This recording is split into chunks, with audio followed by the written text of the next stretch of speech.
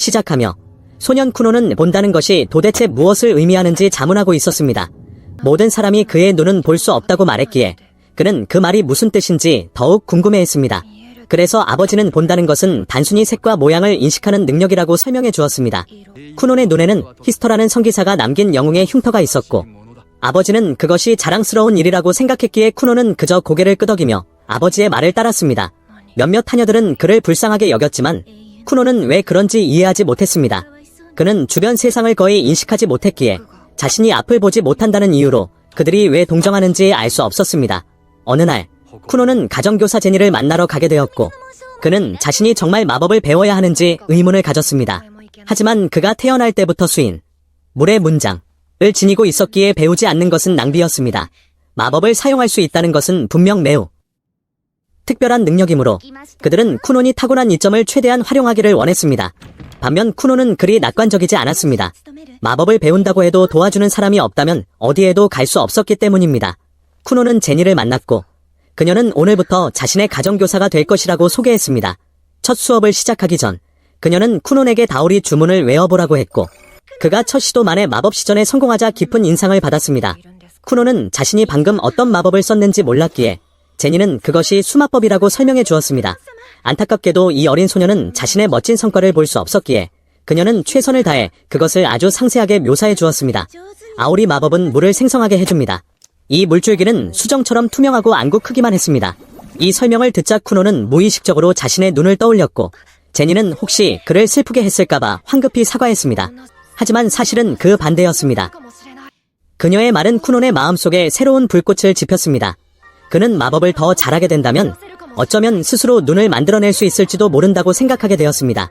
그 생각에서 비롯된 희망이 쿠논의 가슴속에 희미하게 타올랐고 그는 평생의 목표를 마법을 통해 세상을 보는 것으로 정했습니다. 삶을 비추는 새로운 프리즘 덕분에 그는 그 어느 때보다 모든 것을 탐구하는 데 흥미를 느끼게 되었습니다. 그가 먹고 있는 샌드위치조차 훨씬 흥미로워졌습니다. 이전에는 생각해보지 않았지만 지금은 그 안에 무엇이 들어있는지 호기심을 참을 수 없었습니다. 더 나은 삶에 대한 희망을 품은 쿠노는 인생의 모든 것이 의미있게 느껴졌습니다. 이제 만물이 그에게 매우 매력적으로 다가왔고 그는 주변 세상을 더 잘 이해하고 싶어 했습니다. 그는 샌드위치 속의 풀 같은 것이 무엇인지 물었습니다. 하녀는 그것이 양상추이고 톡 쏘는 맛은 머스타드이며 단맛은 자두라고 설명해 주었습니다. 하녀 또한 기분이 좋아졌습니다. 도련님이 이렇게 분명하게 흥미를 보이니 요리하는 것이 훨씬 즐거워졌기 때문입니다.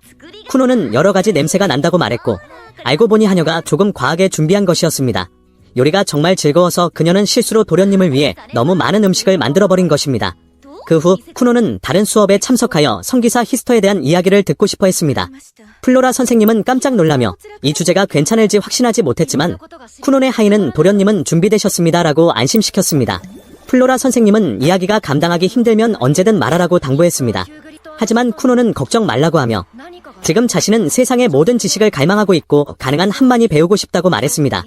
플로라는 아주 오래전 세상의 영웅들과 마왕 사이에 성전이 있었고 히스터는 이 나라의 영웅이자 마왕을 쓰러뜨린 마지막 인물이었다고 이야기했습니다. 안타깝게도 전투가 끝났을 때 그는 승리의 대가로 한 팔과 한 다리를 잃었습니다. 그 전쟁 이후 가끔 히스터의 후손 중 신체 일부의 결함을 가지고 태어나는 아이들이 있었습니다. 팔이 없는 사람도 있고 다리가 없는 사람도 있었습니다. 쿠논의 경우에는 시각장애를 가지고 태어났습니다. 사람들은 그런 아이들을 영웅의 환생 혹은 영웅의 흉터라고 불렀습니다. 쿠논은 마법 연습을 계속하며 자신이 비록 영웅의 환생 중 하나일지라도 그 편견이 자신을 정의하도록 두지 않겠다고 깊이 생각했습니다. 그는 여전히 그 자신이며 그가 사용하는 마법은 그만의 마법 힘이기 때문입니다. 쿠논의 훈련 과정은 매우 순조로웠고 이제 그는 물을 점점 더 능숙하게 제어할 수 있게 되었습니다. 그는 물 구체를 분리하는 데 성공했고 이 코는 그가 완벽하게 똑같은 모양으로 나누었다며 칭찬했습니다. 쿠논은 연습할 때마다 자신감이 붙었고 언젠가 이 마법을 자신의 눈으로 삼겠다고 다시 한번 다짐했습니다. 그는 그 어떤 것도 자신을 막도록 두지 않았지만 마법 시전은 엄청난 체력을 소모했습니다. 시작한 이후로 쉬지 않고 연습한 탓에 결국 그의 몸은 쓰러지고 말았습니다. 쿠논은 자신이 아직 더 많은 것이 필요하다고 말했고 이코는 그가 그녀의 사랑이 더 필요하다고 말하는 줄 알았습니다. 그녀는 자랑스럽게 가슴을 치며 이미 무한한 관심을 쏟고 있다고 했습니다. 아마 그래서 그가 그렇게 매끄럽게 연습했나 봅니다. 하지만 쿠노는 재빨리 자신이 정말 필요한 것은 더 많은 지식과 더 좋은 체력이라고 정정했습니다. 그래야만 그가 가진 마법이 진정으로 강력해질 수 있기 때문이라며 그 어느 때보다 더 결의를 다졌습니다. 이코는 그가 아직 7살일 뿐이니 나중에는 더 강해질 것이라고 상기시켜 주었습니다. 하지만 쿠노는 시간을 낭비할 수 없었습니다. 기초 마법을 조금 썼다고 기절하다니 도저히 받아들일 수 없었기에 그는 반드시 개선해야 했습니다. 이코는 에너지를 보충하기 위해 식사량을 늘릴 것을 제안했습니다. 너무 급하게 하면 문제가 생길 수 있으니 단계적으로 진행하기로 했습니다. 쿠노는 근육도 단련하고 싶었기에 즉시 동의했습니다. 안타깝게도 그는 달리기나 걷기에는 소질이 없어서 이코는 검술 훈련을 제안했습니다. 어린 도련님은 즉시 큰 관심을 보였고 이코는 서둘러 그를 가르칠 최고의 검사를 찾아 나섰습니다. 그녀가 떠나기 전 쿠노는 그녀가 많은 도움을 주었다며 감사를 표했고 그녀 또한 그 말을 기쁘게 받아들였습니다. 얼마 후 쿠노는 우로라는 교관과 함께 검술 훈련을 시작했습니다. 우로는 팔과 어깨의 근육에 집중하라고 주의를 주고 있었습니다. 그는 매우 상세하게 가르쳤고 쿠논에게 팔꿈치에서 손목 순서로 검을 휘두르라고 지도했습니다. 그 후 제니가 다음 수업을 위해 도착하자 쿠논은 재빨리 우로 선생님께 감사를 표했습니다. 제니는 그가 검술을 배우고 있다는 것에 놀랐고 그는 마법 사용 능력을 향상하기 위해 배우는 것이라고 설명했습니다. 그는 지식과 체력이 더 필요했고 따라서 튼튼한 신체를 단련하는 것이 큰 이득이 될 것이었습니다. 제니는 처음 만난 지 며칠 만에 너무나 많이 변한 쿠논을 보며 믿을 수 없어 멍하니 있었습니다. 그녀는 시작하기 전에 잠시 쉬라고 했지만 그는 당장 수업을 하고 싶어 했습니다. 제니는 지난 수업의 아오리 마법을 복습하기로 하고 기억나는 것이 있다면 시작해보라고 했습니다. 혹시 시전 방법을 잊었더라도 괜찮다고 덧붙이는 것도 잊지 않았습니다. 그러나 그녀는 쿠논이 보여준 비약적인 발전, 즉 월반급 실력에 경악했습니다. 그는 동시에 여러 개의 구체를 소환할 수 있었고 가정교사는 할 말을 잃고 멍해졌습니다. 그녀는 이 마법의 아주 작은 부분만 가르쳤을 뿐인데 쿠논이 스스로 그 정도까지 통달했다는 것은 믿기 힘들었습니다. 이 발전 속도는 무서울 정도였지만 가장 놀라운 점은 쿠논이 자신이 얼마나 비범한지조차 깨닫지 못하고 있다는 것이었습니다. 다른 곳에서는 미리카 공주가 마차가 준비되었다는 소식을 들었지만 그녀는 가지 않았으면 좋겠다고 생각했습니다. 하이는 약혼자를 만나러 가는 것이 그렇게 싫으냐고 물었지만 공주는 아마 쿠논도 자신과 같은 기분일 것이라고 느꼈습니다. 만날 때마다 그는 어쩐지 우울해 보였기 때문입니다. 안타깝게도 국왕이 직접 결정한 일이라 미리카에게는 다른 선택권이 없었습니다. 약혼자를 만나러 가는 길에 미리카는 쿠논이 영웅의 흉터를 가지고 태어나 왕국에서 매우 중요한 인물이 되었음을 상기했습니다. 그래서 이 정략 결혼은 왕족으로서 그녀의 의무였습니다. 불행히도 미리카는 쿠논과 함께 했을 때의 좋은 추억이 별로 없었습니다. 그는 언제나 슬퍼 보였기 때문입니다. 그녀가 무엇을 하고 놀고 싶냐고 물어도 그는 항상 아무것도 하고 싶지 않다고 대답했습니다. 혼자서는 아무것도 할 수 없고 어디에도 갈 수 없었기에 그는 아무것도 하고 싶지 않았던 것입니다. 미리카는 그 말을 반복해서 듣는 것을 견딜 수 없었고 남은 평생 그 우울한 얼굴을 보고 싶지 않았습니다. 하지만 도착했을 때 미리카는 훨씬 밝아진 쿠논이 나와서 맞이하자 크게 놀랐습니다. 그녀는 해가 서쪽에서 떴나 싶어 의아해했습니다. 그는 자신이 마법과 사랑에 빠졌기 때문이라고 설명했습니다. 그는 망설임 없이 즉시 자신이 할 수 있는 것을 보여주었고 그녀는 그가 만들어낸 수많은 아름다운 물 구체를 보고 멍해졌습니다. 쿠노는 물줄기를 화려한 무지개로 바꾸고는 잠시 시간을 내어 미리카에게 사과했습니다. 그는 예전에 그녀가 자신과 같은 사람과 대화할 때 얼마나 난처했었는지 알기에 그녀가 자신 곁에서 항상 조심스러워해야 했던 것에 대해 진심으로 미안해했습니다. 쿠노는 자신의 발전 과정을 담은 이야기를 듣고 싶은지 물었고 미리카는 여전히 믿을 수 없어 멍한 상태였습니다. 쿠노는 이제 완전히 다른 사람이 되어 있었고 그가 그렇게 행복한 미소를 지을 수 있다는 것조차 몰랐습니다. 그녀는 초대를 받아들였고 그들은 하루 종일 함께 보냈습니다. 돌아오는 길에 미리카는 오늘 얼마나 즐거웠는지 되새겼습니다. 한편 쿠노는 예전에는 약혼녀에게 그렇게 먼저 손을 내민 적이 없었다고 생각했습니다. 이코는 이제 도련님이 신사가 되었기 때문이라고 지적했고 그는 나중에 더 알아보기로 했습니다. 쿠노는 플로라 선생님에게 미리카 공주와 함께 있을 때의 예절을 가르쳐달라고 부탁했습니다. 그녀와 함께하는 시간이 무척 좋았고 약혼녀에게 어울리는 신사가 되고 싶었기 때문입니다. 그날 밤 제니는 쿠논이 동시에 7개의 아름다운 물 구체를 만들어낸 광경을 잊을 수 없었습니다. 심지어 그녀조차 할 수 없는 일이었습니다. 그 소녀는 초급 마법을 완전히 마스터했고 그녀가 따라잡을 수 없을 만큼 빠르게 발전했습니다. 그녀는 더 이상 가르칠 것이 없어 중급 마법으로 넘어가야겠다고 결심했습니다. 하지만 혹시 쿠논에게 보이지 않는 압박감을 너무 많이 주는 것은 아닐까 걱정하며 스스로를 진정시켰습니다. 이 일은 원래 아이에게 기초 마법을 가르치는 가벼운 임무였고 보수도 넉넉했습니다. 하지만 이제 상황은 완전히 달라졌습니다. 쿠노는 현기증 날 정도의 속도로 발전하고 있었고 멈출 기미가 보이지 않았습니다. 문제는 마법이 편리하지만 동시에 매우 위험하다는 것입니다. 그래서 그녀는 7살인 쿠논이 더 복잡한 마법을 배우기엔 아직 너무 이르다고 생각했습니다. 하지만 포기할 때도 아니었기에 그녀는 최고의 교수법을 찾기로 결심했습니다. 게다가 청구서가 쌓여 있어 그만둘 수도 없었습니다. 다음 날, 제니는 쿠논에게 오늘은 다른 학습 방법을 시도하겠다고 말했습니다. 그는 준비되었다며 그녀의 요구를 전혀 거절하지 않았고 심지어 선생님의 그 아름다운 목소리만으로도 자신을 설득하기에 충분하다고 대담하게 선언했습니다. 플로라가 가르쳐준 덕분에 쿠논의 매력은 급상승하여 제니는 그가 이렇게까지 변할 수 있다는 것을 믿을 수 없었습니다. 제니는 쿠논이 사용하고 있는 아오리 마법이 실제로는 물을 생성하는 것일 뿐이라고 설명하기 시작했습니다. 하지만 이 마법을 구성하는 다른 종류의 마법들로 분해해보면 문제의 본질을 더 잘 이해할 수 있을 것이라고 했습니다. 아오리 마법은 물 생성, 물을 공중에 띄우는 제어, 그리고 구체 형태를 유지하는 것으로 나눌 수 있습니다. 더 깊이 분석하면 온도, 점도, 성분, 색상, 모양, 향기, 맛 등 제어할 수 있는 요소가 훨씬 많습니다. 제니는 시범으로 2개의 물 구체를 만들어 쿠논에게 만져보게 했습니다. 그는 즉시 하나는 차갑고 다른 하나는 따뜻하다는 것을 알아차렸습니다. 그녀는 마법의 변형이 다른 특성을 만들어낸다고 계속 설명했습니다.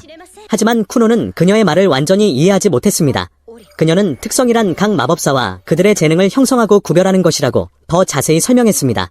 그리고 마법 형성 과정에서 서로 다른 변형을 줌으로써 각 마법사는 자신만의 고유한 마법을 창조할 수 있다고 했습니다.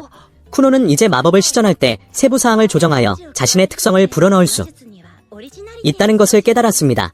쿠논은 다시 아오리를 사용했지만 이번에는 뭔가 다르게 시도했습니다.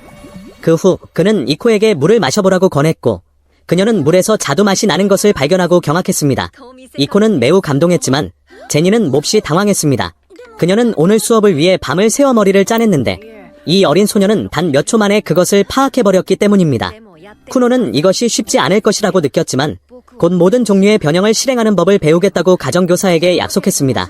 그날 밤 쿠노는 쉬지 않고 공부하고 있었으며 심지어 침대 위에서도 연습했습니다.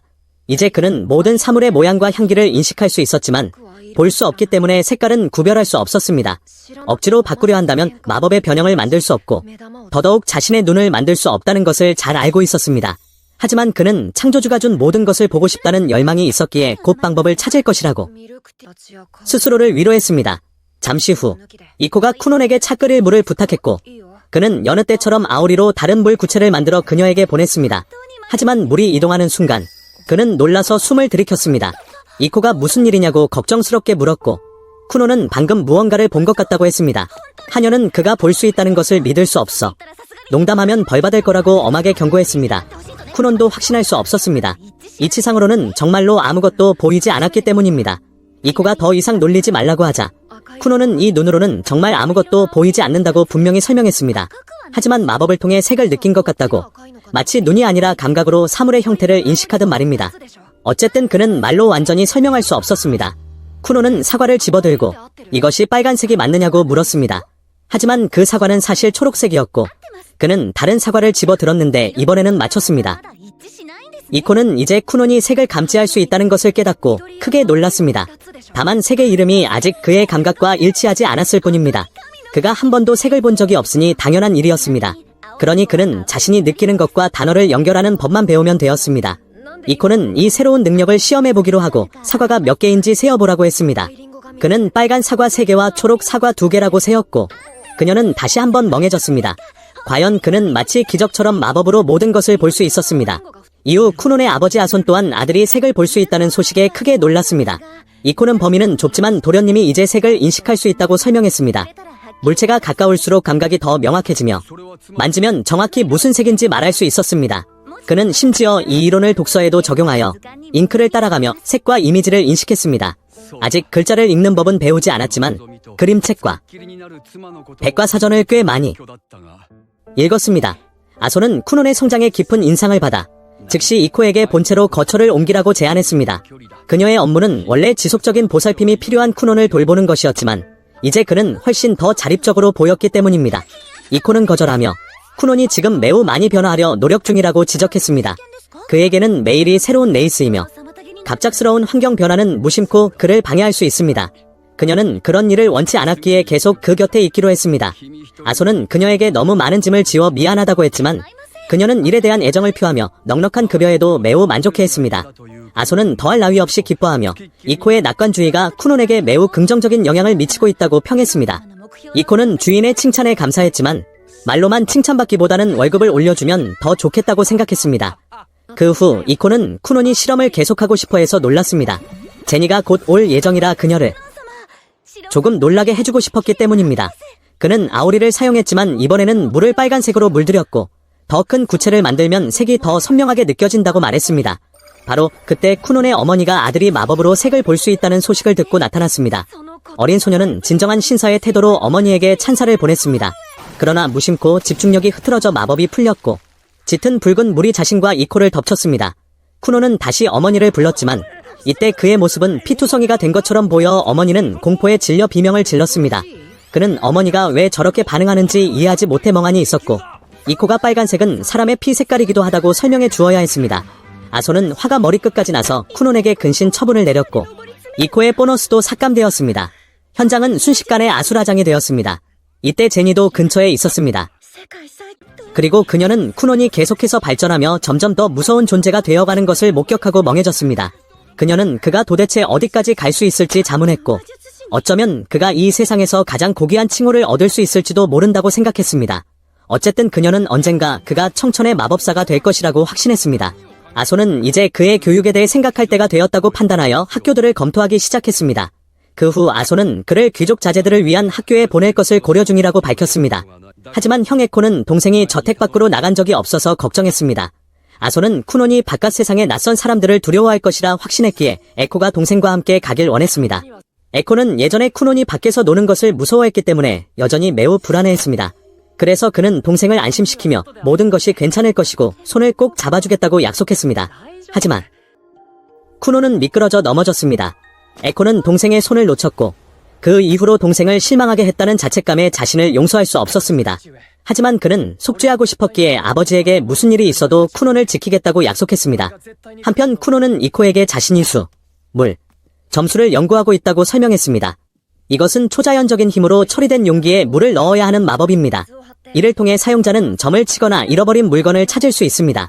이코는 농담삼아 그럼 잃어버린 젊음과 아름다운 청춘도 찾을 수 있냐고 물었습니다. 그리고 그것은 쿠논이 신급의 작업 멘트를 날릴 신호였습니다. 그는 이코가 아직 아주 젊고 청춘의 절정기에 있다고 부드럽게 안심시켰습니다. 그녀가 다시 미래의 남편을 찾아줄 수 있냐고 묻자 그는 남자들이 오직 그녀와 함께하기 위해 줄을 서 있을 것이라고 능청스럽게 대답했습니다. 쿠논이 플로라 선생님과 수업을 또 가졌을 때 그녀는 그가 얼마나 많이 발전했는지 감탄하지 않을 수 없었습니다. 그녀는 귀족의 모든 예절을 가르쳤고 이제 그는 자신감 있게 말할 수 있었습니다. 그녀의 유일한 걱정은 그가 약간 경박하게 보일 수 있다는 점이었습니다. 그 후 이코는 쿠논을 아버지에게 데려갔는데 밖은 살을 내는 듯 추워서 그는 아오리로 물구체 몇 개를 만들었습니다.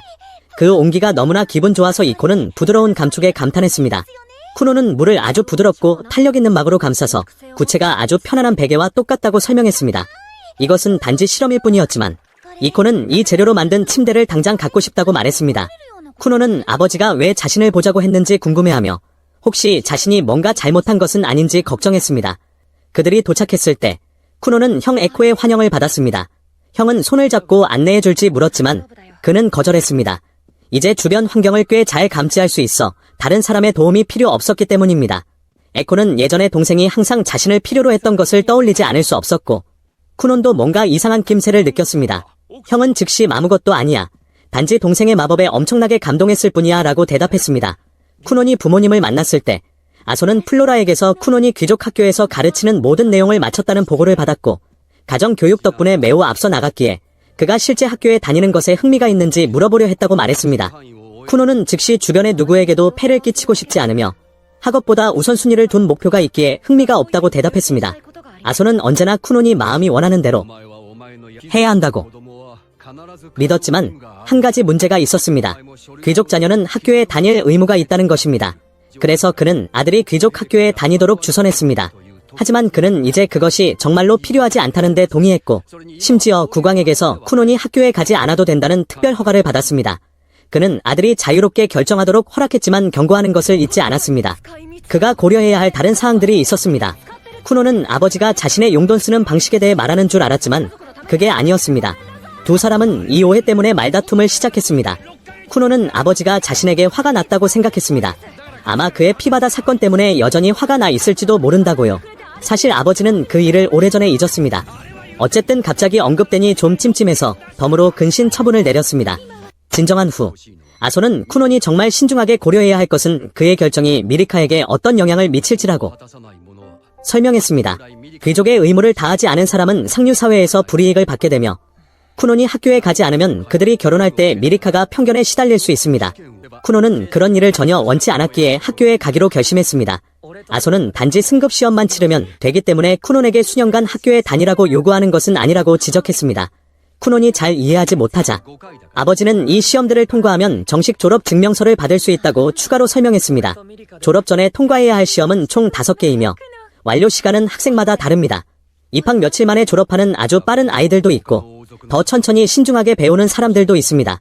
쿠노는 듣고 보니 그리 복잡하지 않아 안도했고 모든 것을 빨리 끝낼 계획을 세웠습니다. 에코는 자신과 미리카가 다음 시험 후 졸업할 예정이니 쿠논이 그들과 함께 그 시험을 보게 될 것이라고 말했습니다. 쿠논은 떠날 준비를 하러 갔습니다. 아소는 남아서 에코에게 학교에 다른 왕족들도 있으니 그들이 쿠논과 미리카에게 접근하려 할까봐 매우 두렵다고 주의를 주었습니다. 에코는 걱정하지 말라고 아버지를 안심시키며 두 사람을 지키겠다고 약속했습니다. 그 후 미리카는 쿠논이 학교에 간다는 사실에 매우 기뻐했습니다. 그녀는 그와 더 많이 함께할 수 있기를 고대했습니다. 쿠논은 무엇을 기대해야 할지 모르겠다고 인정했습니다. 소녀는 그를 안내해주겠다고 약속했지만 꼬마 영웅님이 신경 써야 할 또 다른 문제가 있었습니다. 그는 공주가 자신과 함께 다니면 그녀를 좋아하는 모든 소년이 질투해서 죽을지도 모른다고 지적했습니다. 하지만 그녀는 그것이 문제되지 않을 것이라고 했습니다. 쿠논은 그녀가 인기가 없어서 그런지 궁금해했습니다. 하지만 미리카는 즉시 모욕감을 느끼며 당연히 자신을 좋아하는 남자들이 많다고 단언했습니다. 쿠논은 누구와도 마주치고 싶지 않았습니다. 그래서 호신용으로 새 지팡이를 사야 할지 고민했습니다. 드디어 입학. 날이 밝았습니다. 쿠논은 만반의 준비를 마치고 새로운 모험을 시작할 준비가 되었습니다. 이코는 그의 말끔한 외모에 놀라며 동화 속에서 걸어 나온 백마탄 왕자님 같다고 칭찬했습니다. 꼬마는 즉시 역할에 몰입하여 자신의 진짜 정체가 들통났다고 선언했습니다. 그는 가족에게 마지막 작별 인사를 하고 마차 바퀴를 아오리로 감싸 충격을 방지했습니다. 이코는 갑자기 승차감이 너무 부드러워져서 놀랐습니다. 마법은 정말 너무나 편리했습니다. 그리고 쿠노는 마법을 발견해서 정말 기뻤습니다. 마법이 이렇게 다재다능하니 그는 미래에 안정적인 직업을 찾을 수 있기를 희망했습니다. 에코는 동생이 집을 떠나는 것을 분명 걱정하고 있을 거라 확신했지만 쿠노는 자신이 조금 더 강해졌다고 확신했습니다. 그는 형이 얼마나 걱정했는지 잘 알고 있으며 그날 자신이 넘어지게 둔 것을 얼마나 자책했는지도 깨닫고 있다고 밝혔습니다. 하지만 그는 자신이 더 나아졌고 많은 것이 변했다고 형을 안심시켰습니다. 예전에 그는 사라지길 원했지만 지금은 무슨 수를 써서라도 살아남겠다고 결심했습니다. 에코는 동생이 마법을 배운 이후로 정말 많이 변해서 매우 안도했습니다. 쿠노는 세상의 나머지가 멸망하더라도 살아남겠다는 강력한 동기를 얻었다고 계속 말했습니다. 이때 동생의 말이 약간 횡설수설한다고 느낀 에코는 꼬마가 너무 나간 게 아닌가 싶었습니다. 그러나 쿠노는 멈추지 않고 모든 인류를 불쌍히 여길 정도로 다른 모든 사람보다 오래 살겠다고 맹세했습니다. 에코는 쿠논이 이렇게 될 줄은 상상도 못했기에 얘가 정말 내 동생이 맞나 의아해했습니다. 바로 그때 그는 쿠논이 아직 보이지도 않는데 학원에 가까워졌다는 것을 알아차린 것에 놀랐습니다. 쿠논은 근처에 많은 사람이 느껴지기 때문이라고 설명했습니다. 마침내 그들은 도착했고 미리카의 환영을 받았습니다. 쿠논은 여느 때처럼 매력적인 모습을 연기하며 공주님의 아름다운 목소리를 듣고 가슴 벅차오르는 행복한 감정을 말로 다 표현하기 위해 반나절만 시간을 달라고 정중히 요청했습니다. 미리카는 흥분하며 대답했고 그의 넥타이가 정말 사랑스러워 보인다고 평했습니다. 쿠논은 동의했지만 넥타이가 공주님보다 더 사랑스러운지 자문했습니다. 미리카는 아니라고 답했습니다. 그는 만약 그랬다면 넥타이를 찢어버렸을 것이라며 다행이라고 했습니다. 두 사람은 한동안 주거니 받거니 했고 에코는 그저 물음표만 가득할 뿐이었습니다. 미리카는 그들을 안으로 안내하려 했지만 쿠논이 따라오지 않아 뭔가 잘못되었음을 깨달았습니다. 그는 학원 내 사람들의 목소리를 듣고 갑자기 입을 다물었습니다. 안에 사람이 너무 많았고 겹쳐지는 수많은 소리가 끝이 없을 것 같았습니다. 쿠논이 이렇게 많은 인파가 있는 공공장소에 있는 것은 처음이었습니다.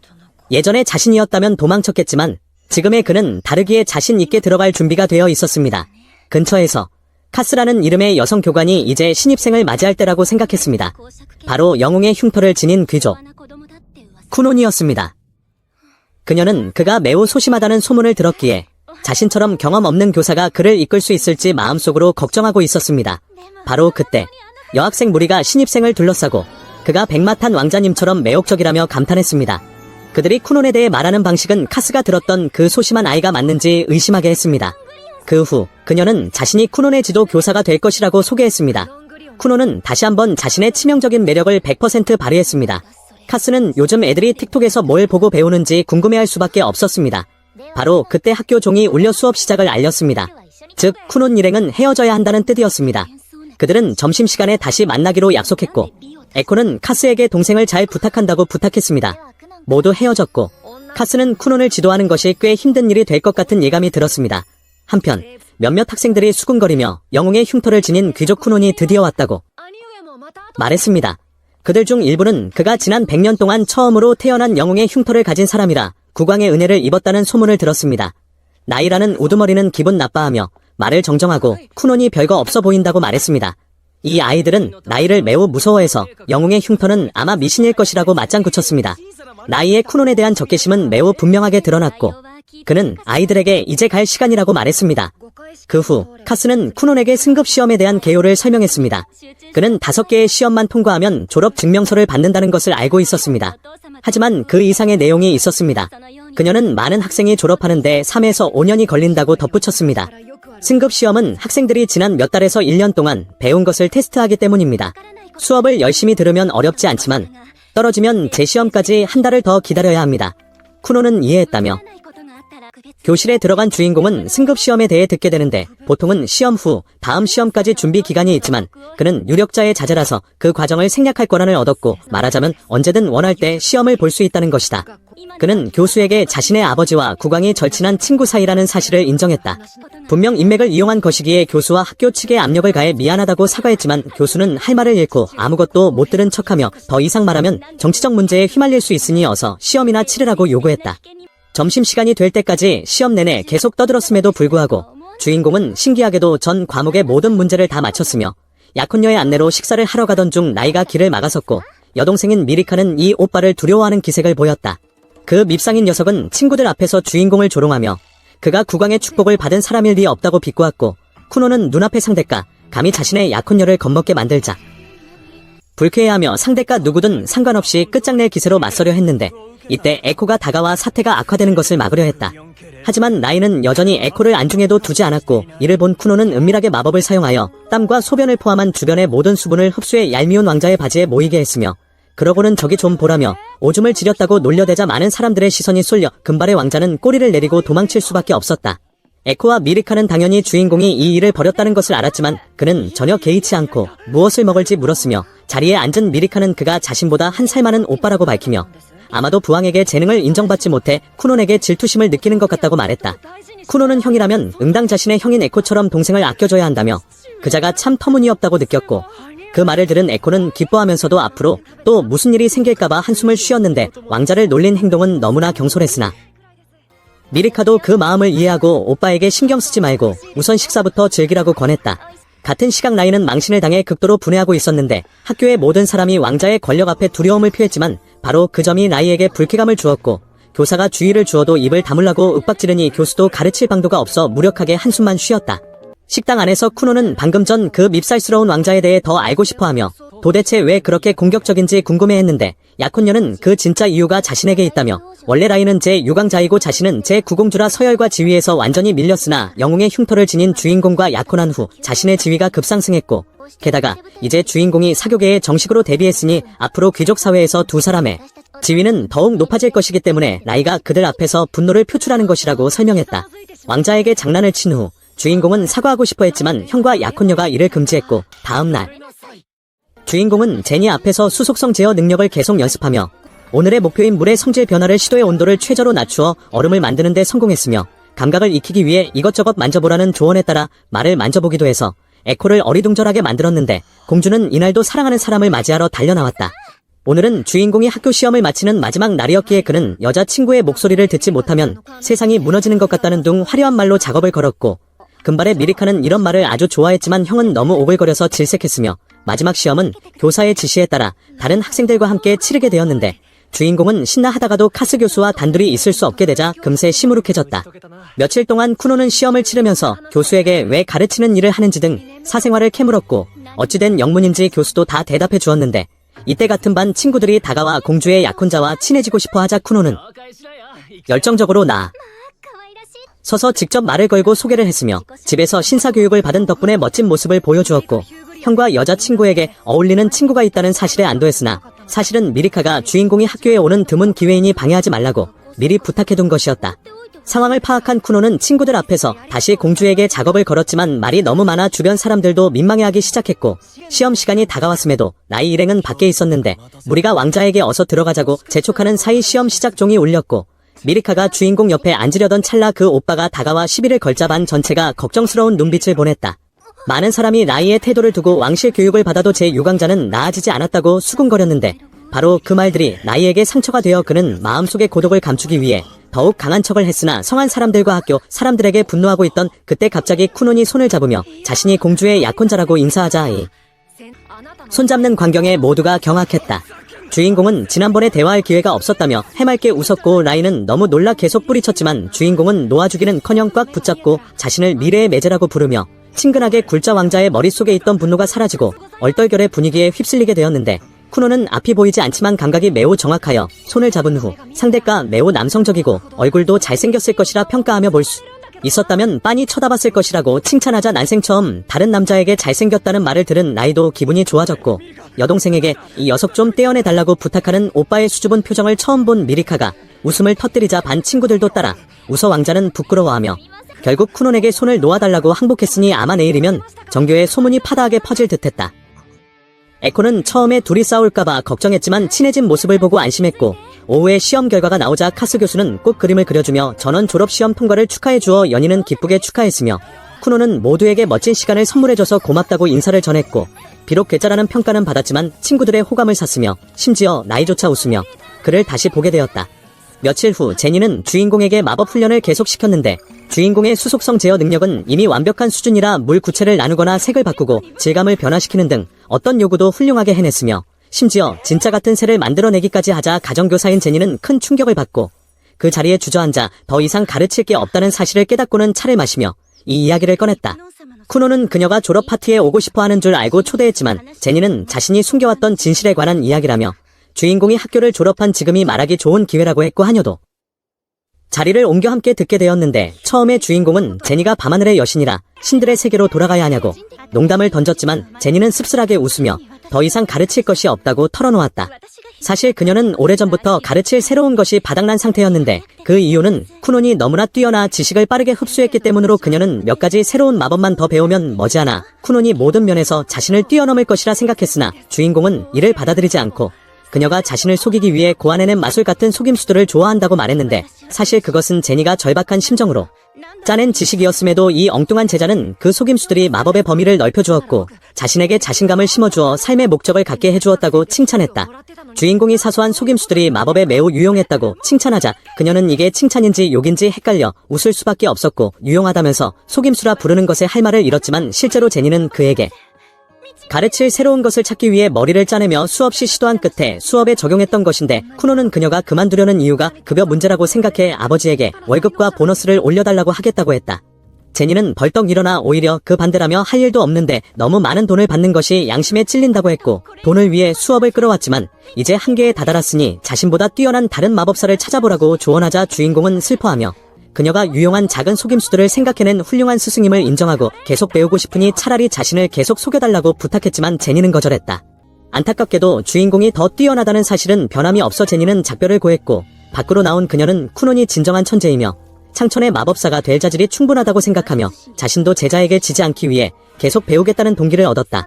다음 날 이코는 플로라 부인도 사임했다는 슬픈 소식을 전했는데 쿠논이 귀족 학교 프로그램을 마쳐서 더 이상 예절 교육이 필요 없기 때문이었고 이코는 이참에 18세에서 25세 사이에 잘생기고 급여 높은 남자 하인을 채용해달라고 부탁하자 쿠노는 자신을 버리고 결혼하러 갈 거냐고 물었는데 이코는 슬픈 척하며 그래도 결혼은 해야 하고 도련님도 이제 혼자서 잘 지낼 수 있지 않냐고 대답하니 그 말을 들은 동생 같은 주인은 그녀가 떠나지 못하도록 잘생긴 남자를 찾는 계획을 즉시 취소해버렸다. 그날 저녁 쿠논의 새로운 스승을 찾는 문제로 온 가족이 골머리를 앓았는데 형은 명성 높은 궁정 대마법사 레오를 추천했고 어머니도 들어본 적이 있었으나 아버지는 그를 초빙하는 것을 엄격히 금지했고 쿠논이 아버지와 폐하가 친한이 다 되는 것 아니냐고 묻자 아버지는 이코가 그런 말을 가르쳤음을 바로 알아채고는 궁정 마법사는 폐하의 직접적인 명령만 받으며 성 밖으로 나오는 일이 거의 없어 초빙하기가 하늘의 별 따기라고 설명했다. 쿠논이 몇 가지 아이디어를 냈지만 모두 거절당하자 이를 본 어머니가 남편에게 아들을 와달라고 간곡히 부탁했고 그 얼굴을 본 남편은 결국 동의할 수밖에 없었으며 다음날 쿠논이 궁정 마법사에게 배우고 싶어 한다는 소식이 보고되었고 미리카의 언니도 주인공을 높이 평가하여 거들어준 덕분에 대마법사는 주인공이 영웅의 흉터를 지닌 인물이라는 사실을 알게 되자 크게 경악했다. 교실에 들어간 주인공은 승급 시험에 대해 듣게 되는데 보통은 시험 후 다음 시험까지 준비 기간이 있지만 그는 유력자의 자제라서 그 과정을 생략할 권한을 얻었고 말하자면 언제든 원할 때 시험을 볼 수 있다는 것이다. 그는 교수에게 자신의 아버지와 국왕이 절친한 친구 사이라는 사실을 인정했다. 분명 인맥을 이용한 것이기에 교수와 학교 측에 압력을 가해 미안하다고 사과했지만 교수는 할 말을 잃고 아무것도 못 들은 척하며 더 이상 말하면 정치적 문제에 휘말릴 수 있으니 어서 시험이나 치르라고 요구했다. 점심시간이 될 때까지 시험 내내 계속 떠들었음에도 불구하고 주인공은 신기하게도 전 과목의 모든 문제를 다 맞췄으며 약혼녀의 안내로 식사를 하러 가던 중 나이가 길을 막아섰고 여동생인 미리카는 이 오빠를 두려워하는 기색을 보였다. 그 밉상인 녀석은 친구들 앞에서 주인공을 조롱하며 그가 국왕의 축복을 받은 사람일 리 없다고 비꼬았고 쿠노는 눈앞의 상대가 감히 자신의 약혼녀를 겁먹게 만들자 불쾌해하며 상대가 누구든 상관없이 끝장낼 기세로 맞서려 했는데 이때 에코가 다가와 사태가 악화되는 것을 막으려 했다. 하지만 나이는 여전히 에코를 안중에도 두지 않았고 이를 본 쿠노는 은밀하게 마법을 사용하여 땀과 소변을 포함한 주변의 모든 수분을 흡수해 얄미운 왕자의 바지에 모이게 했으며 그러고는 저기 좀 보라며 오줌을 지렸다고 놀려대자 많은 사람들의 시선이 쏠려 금발의 왕자는 꼬리를 내리고 도망칠 수밖에 없었다. 에코와 미리카는 당연히 주인공이 이 일을 벌였다는 것을 알았지만 그는 전혀 개의치 않고 무엇을 먹을지 물었으며 자리에 앉은 미리카는 그가 자신보다 한 살 많은 오빠라고 밝히며 아마도 부왕에게 재능을 인정받지 못해 쿠논에게 질투심을 느끼는 것 같다고 말했다. 쿠논은 형이라면 응당 자신의 형인 에코처럼 동생을 아껴줘야 한다며 그자가 참 터무니없다고 느꼈고 그 말을 들은 에코는 기뻐하면서도 앞으로 또 무슨 일이 생길까봐 한숨을 쉬었는데 왕자를 놀린 행동은 너무나 경솔했으나 미리카도 그 마음을 이해하고 오빠에게 신경 쓰지 말고 우선 식사부터 즐기라고 권했다. 같은 시각 나이는 망신을 당해 극도로 분해하고 있었는데 학교의 모든 사람이 왕자의 권력 앞에 두려움을 표했지만 바로 그 점이 나이에게 불쾌감을 주었고 교사가 주의를 주어도 입을 다물라고 윽박지르니 교수도 가르칠 방도가 없어 무력하게 한숨만 쉬었다. 식당 안에서 쿠노는 방금 전 그 밉살스러운 왕자에 대해 더 알고 싶어하며 도대체 왜 그렇게 공격적인지 궁금해했는데 약혼녀는 그 진짜 이유가 자신에게 있다며 원래 라인은 제6왕자이고 자신은 제9공주라 서열과 지위에서 완전히 밀렸으나 영웅의 흉터를 지닌 주인공과 약혼한 후 자신의 지위가 급상승했고 게다가 이제 주인공이 사교계에 정식으로 데뷔했으니 앞으로 귀족 사회에서 두 사람의 지위는 더욱 높아질 것이기 때문에 라이가 그들 앞에서 분노를 표출하는 것이라고 설명했다. 왕자에게 장난을 친 후 주인공은 사과하고 싶어 했지만 형과 약혼녀가 이를 금지했고 다음날 주인공은 제니 앞에서 수속성 제어 능력을 계속 연습하며 오늘의 목표인 물의 성질 변화를 시도해 온도를 최저로 낮추어 얼음을 만드는 데 성공했으며 감각을 익히기 위해 이것저것 만져보라는 조언에 따라 말을 만져보기도 해서 에코를 어리둥절하게 만들었는데 공주는 이날도 사랑하는 사람을 맞이하러 달려나왔다. 오늘은 주인공이 학교 시험을 마치는 마지막 날이었기에 그는 여자친구의 목소리를 듣지 못하면 세상이 무너지는 것 같다는 둥 화려한 말로 작업을 걸었고 금발의 미리카는 이런 말을 아주 좋아했지만 형은 너무 오글거려서 질색했으며 마지막 시험은 교사의 지시에 따라 다른 학생들과 함께 치르게 되었는데 주인공은 신나 하다가도 카스 교수와 단둘이 있을 수 없게 되자 금세 시무룩해졌다. 며칠 동안 쿠노는 시험을 치르면서 교수에게 왜 가르치는 일을 하는지 등 사생활을 캐물었고 어찌된 영문인지 교수도 다 대답해 주었는데 이때 같은 반 친구들이 다가와 공주의 약혼자와 친해지고 싶어 하자 쿠노는 열정적으로 서서 직접 말을 걸고 소개를 했으며 집에서 신사교육을 받은 덕분에 멋진 모습을 보여주었고 형과 여자친구에게 어울리는 친구가 있다는 사실에 안도했으나 사실은 미리카가 주인공이 학교에 오는 드문 기회이니 방해하지 말라고 미리 부탁해둔 것이었다. 상황을 파악한 쿠노는 친구들 앞에서 다시 공주에게 작업을 걸었지만 말이 너무 많아 주변 사람들도 민망해하기 시작했고 시험 시간이 다가왔음에도 나이 일행은 밖에 있었는데 무리가 왕자에게 어서 들어가자고 재촉하는 사이 시험 시작 종이 울렸고 미리카가 주인공 옆에 앉으려던 찰나 그 오빠가 다가와 시비를 걸자 반 전체가 걱정스러운 눈빛을 보냈다. 많은 사람이 라이의 태도를 두고 왕실 교육을 받아도 제 유광자는 나아지지 않았다고 수군거렸는데 바로 그 말들이 라이에게 상처가 되어 그는 마음속의 고독을 감추기 위해 더욱 강한 척을 했으나 성한 사람들과 학교 사람들에게 분노하고 있던 그때 갑자기 쿠논이 손을 잡으며 자신이 공주의 약혼자라고 인사하자 손잡는 광경에 모두가 경악했다. 주인공은 지난번에 대화할 기회가 없었다며 해맑게 웃었고 라이는 너무 놀라 계속 뿌리쳤지만 주인공은 놓아주기는커녕 꽉 붙잡고 자신을 미래의 매제라고 부르며 친근하게 굴자 왕자의 머릿속에 있던 분노가 사라지고 얼떨결에 분위기에 휩쓸리게 되었는데 쿠노는 앞이 보이지 않지만 감각이 매우 정확하여 손을 잡은 후 상대가 매우 남성적이고 얼굴도 잘생겼을 것이라 평가하며 볼 수 있었다면 빤히 쳐다봤을 것이라고 칭찬하자 난생 처음 다른 남자에게 잘생겼다는 말을 들은 라이도 기분이 좋아졌고 여동생에게 이 녀석 좀 떼어내달라고 부탁하는 오빠의 수줍은 표정을 처음 본 미리카가 웃음을 터뜨리자 반 친구들도 따라 웃어 왕자는 부끄러워하며 결국 쿠논에게 손을 놓아달라고 항복했으니 아마 내일이면 정교의 소문이 파다하게 퍼질 듯했다. 에코는 처음에 둘이 싸울까봐 걱정했지만 친해진 모습을 보고 안심했고 오후에 시험 결과가 나오자 카스 교수는 꼭 그림을 그려주며 전원 졸업시험 통과를 축하해주어 연인은 기쁘게 축하했으며 쿠노는 모두에게 멋진 시간을 선물해줘서 고맙다고 인사를 전했고 비록 괴짜라는 평가는 받았지만 친구들의 호감을 샀으며 심지어 나이조차 웃으며 그를 다시 보게 되었다. 며칠 후 제니는 주인공에게 마법 훈련을 계속시켰는데 주인공의 수속성 제어 능력은 이미 완벽한 수준이라 물 구체를 나누거나 색을 바꾸고 질감을 변화시키는 등 어떤 요구도 훌륭하게 해냈으며 심지어 진짜 같은 새를 만들어내기까지 하자 가정교사인 제니는 큰 충격을 받고 그 자리에 주저앉아 더 이상 가르칠 게 없다는 사실을 깨닫고는 차를 마시며 이 이야기를 꺼냈다.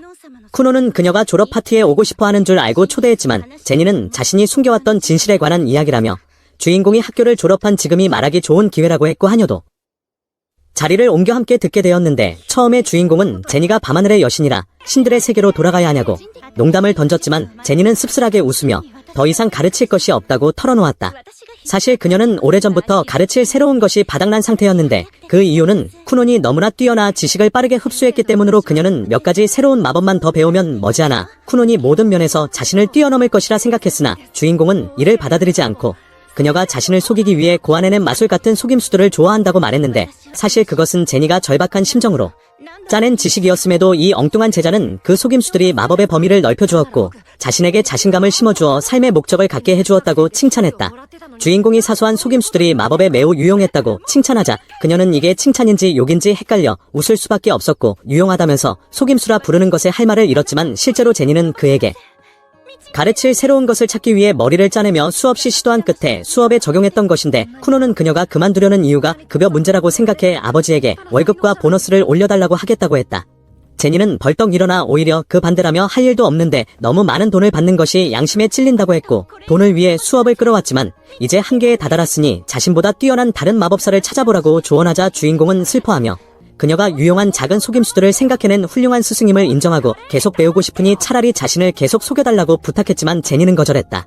안타깝게도 주인공이 더 뛰어나다는 사실은 변함이 없어 제니는 작별을 고했고 밖으로 나온 그녀는 쿠논이 진정한 천재이며 창천의 마법사가 될 자질이 충분하다고 생각하며 자신도 제자에게 지지 않기 위해 계속 배우겠다는 동기를 얻었다. 다음 날 이코는 플로라 부인도 사임했다는 슬픈 소식을 전했는데 쿠논이 귀족 학교 프로그램을 마쳐서 더 이상 예절 교육이 필요 없기 때문이었고 이코는 이참에 18세에서 25세 사이에 잘생기고 급여 높은 남자 하인을 채용해달라고 부탁하자 쿠노는 자신을 버리고 결혼하러 갈 거냐고 물었는데 이코는 슬픈 척하며 그래도 결혼은 해야 하고 도련님도 이제 혼자서 잘 지낼 수 있지 않냐고 대답하니 그 말을 들은 동생 같은 주인은 그녀가 떠나지 못하도록 잘생긴 남자를 찾는 계획을 즉시 취소해버렸다. 그날 저녁 쿠논의 새로운 스승을 찾는 문제로 온 가족이 골머리를 앓았는데 형은 명성 높은 궁정 대마법사 레오를 추천했고 어머니도 들어본 적이 있었으나 아버지는 그를 초빙하는 것을 엄격히 금지했고 쿠논이 아버지와 폐하가 친한이 다 되는 것 아니냐고 묻자 아버지는 이코가 그런 말을 가르쳤음을 바로 알아채고는 궁정 마법사는 폐하의 직접적인 명령만 받으며 성 밖으로 나오는 일이 거의 없어 초빙하기가 하늘의 별 따기라고 설명했다.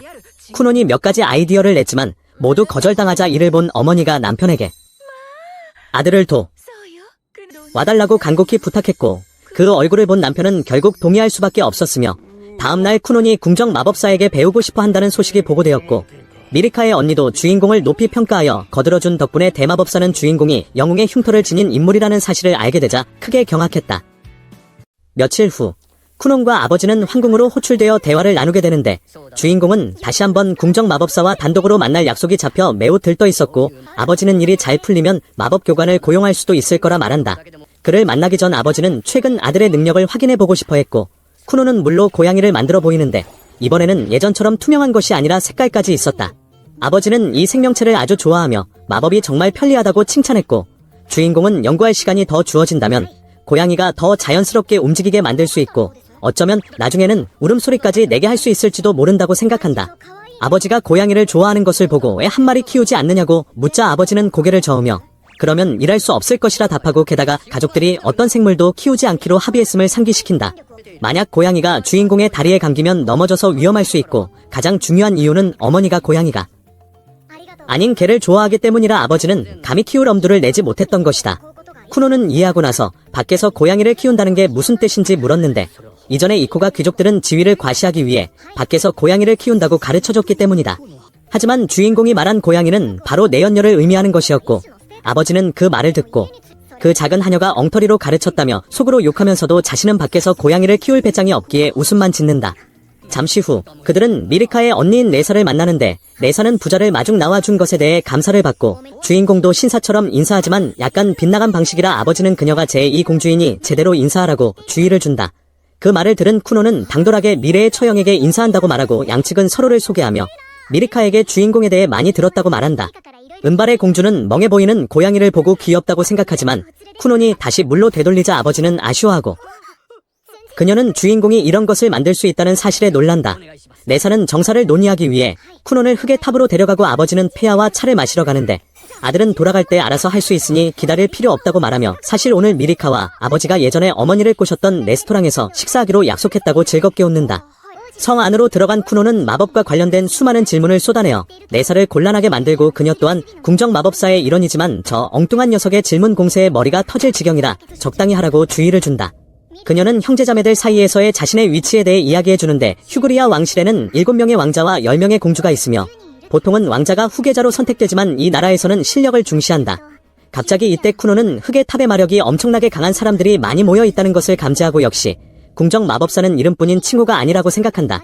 이때 주인공은 물을 얼음으로 바꿔 빠르게 이동하려 하고 처형은 너무 재미있어 보여 호기심에 질문하는데 그녀가 말하고 싶었던 중요한 이야기는 바로 동생에게 그 어떤 후계자 파벌에도 가담하지 말라는 것이다. 약점 잡히지 말고 그 어떤 서류에도 서명하지 말라고 당부한 뒤 할 말 다 했으니 이제 자신도 놀아달라고 말하고 주인공은 동의한다. 그는 레사가 신발 밑창에 얇은 얼음막을 만들도록 도와주어 마치 스케이트를 타듯 미끄러져 가게 하고 이렇게 두 사람은 온 황궁을 소란스럽게 만들며 병사들이 쫓아오지만 잡지 못한다. 결국 다리오 대장이 보고 나서야 두 사람의 목덜미를 잡아 다른 곳으로 끌고 가고 그들은 소란을 피운 것에 대해 사과해야 했다. 안에서 차를 마시던 아버지는 어떤 마법사가 장난을 쳤다는 소식을 듣고 물을 뿜어버리고 그 후 주인공은 궁정 마법사들의 총감독관인 론데물을 만나는데 론데물은 엄청난 위압감과 함께 자신을 소개하여 주인공을 식은땀 흘리게 만든다.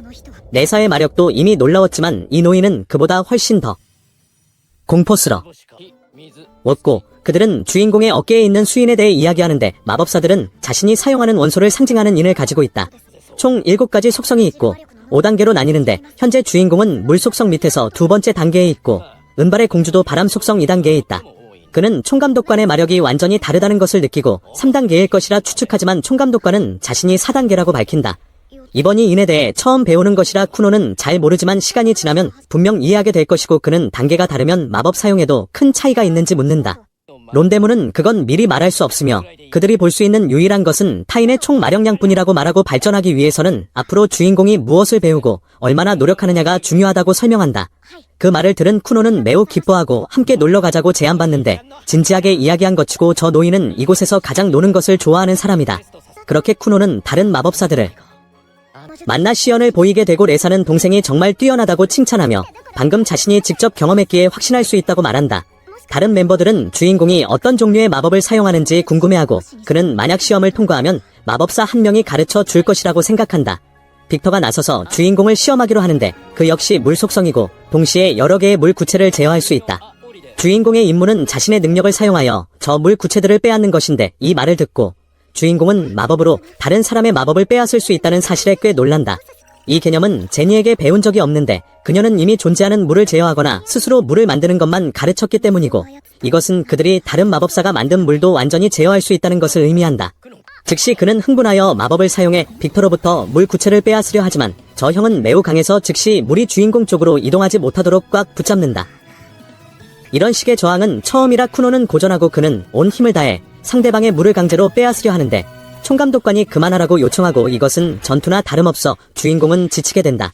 겨우 2개의 구체만 빼앗았기에 그는 자신이 부족하다고 자책하지만 주변 사람들은 그를 매우 재능 있다고 평가한다.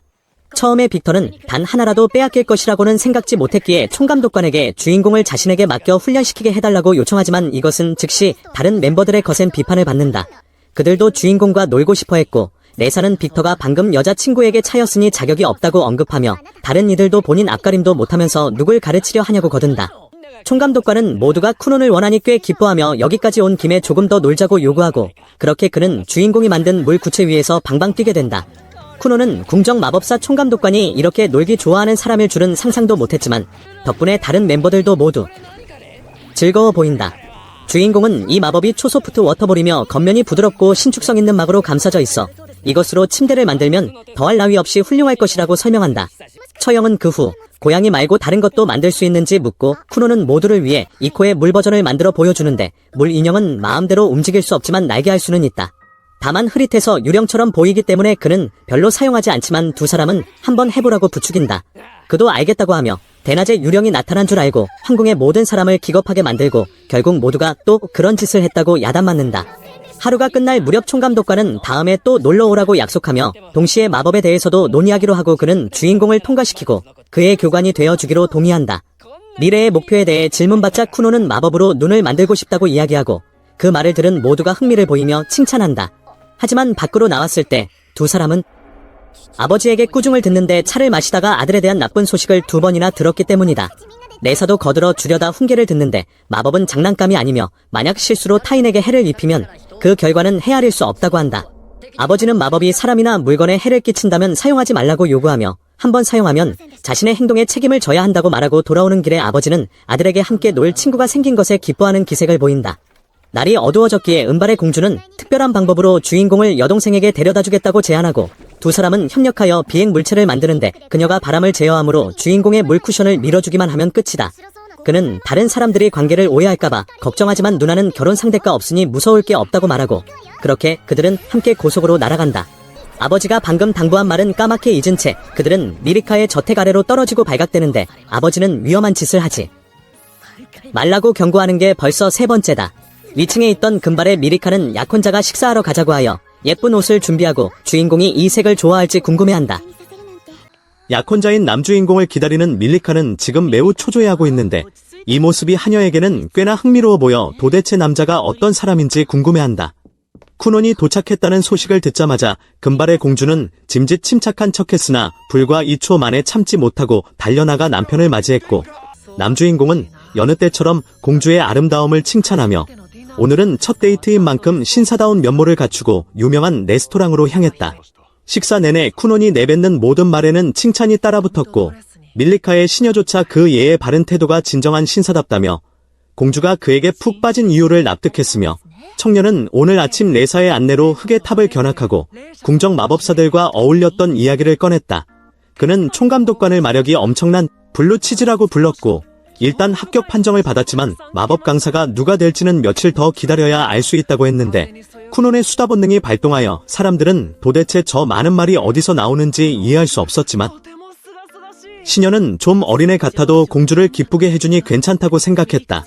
남주인공은 밀리카에게 지금은 가끔 식사하지만 결혼하면 매일 오늘처럼 즐거울 것이라고 달콤한 말을 속삭였고 이 말을 들은 세 사람은 부끄러워했지만 밀리카는 당연히 행복해서 활짝 웃었고 돌아와서는 침대 위에서 뒹굴 정도로 기뻐했다. 며칠 뒤 방에서 작업 중이던 쿠노는 이코의 부름을 받고 나갔는데 그녀는 빨래를 쉽게 하기 위해 세정 성질을 가진 물 구체를 만들어 달라고 요청했고 남주인공은 하녀가 주인을 부려먹는 건 처음 봤다고 생각했다. 이코는 방에만 있지 말고 나가서 일광욕이라도 하라고 권했고 청년이 여자들은 키 큰 남자를 좋아하냐고 묻자 그녀는 그렇다고 답했지만 자신은 키와 상관없이 도련님처럼 잘생기고 돈 많으면 된다고 말했다.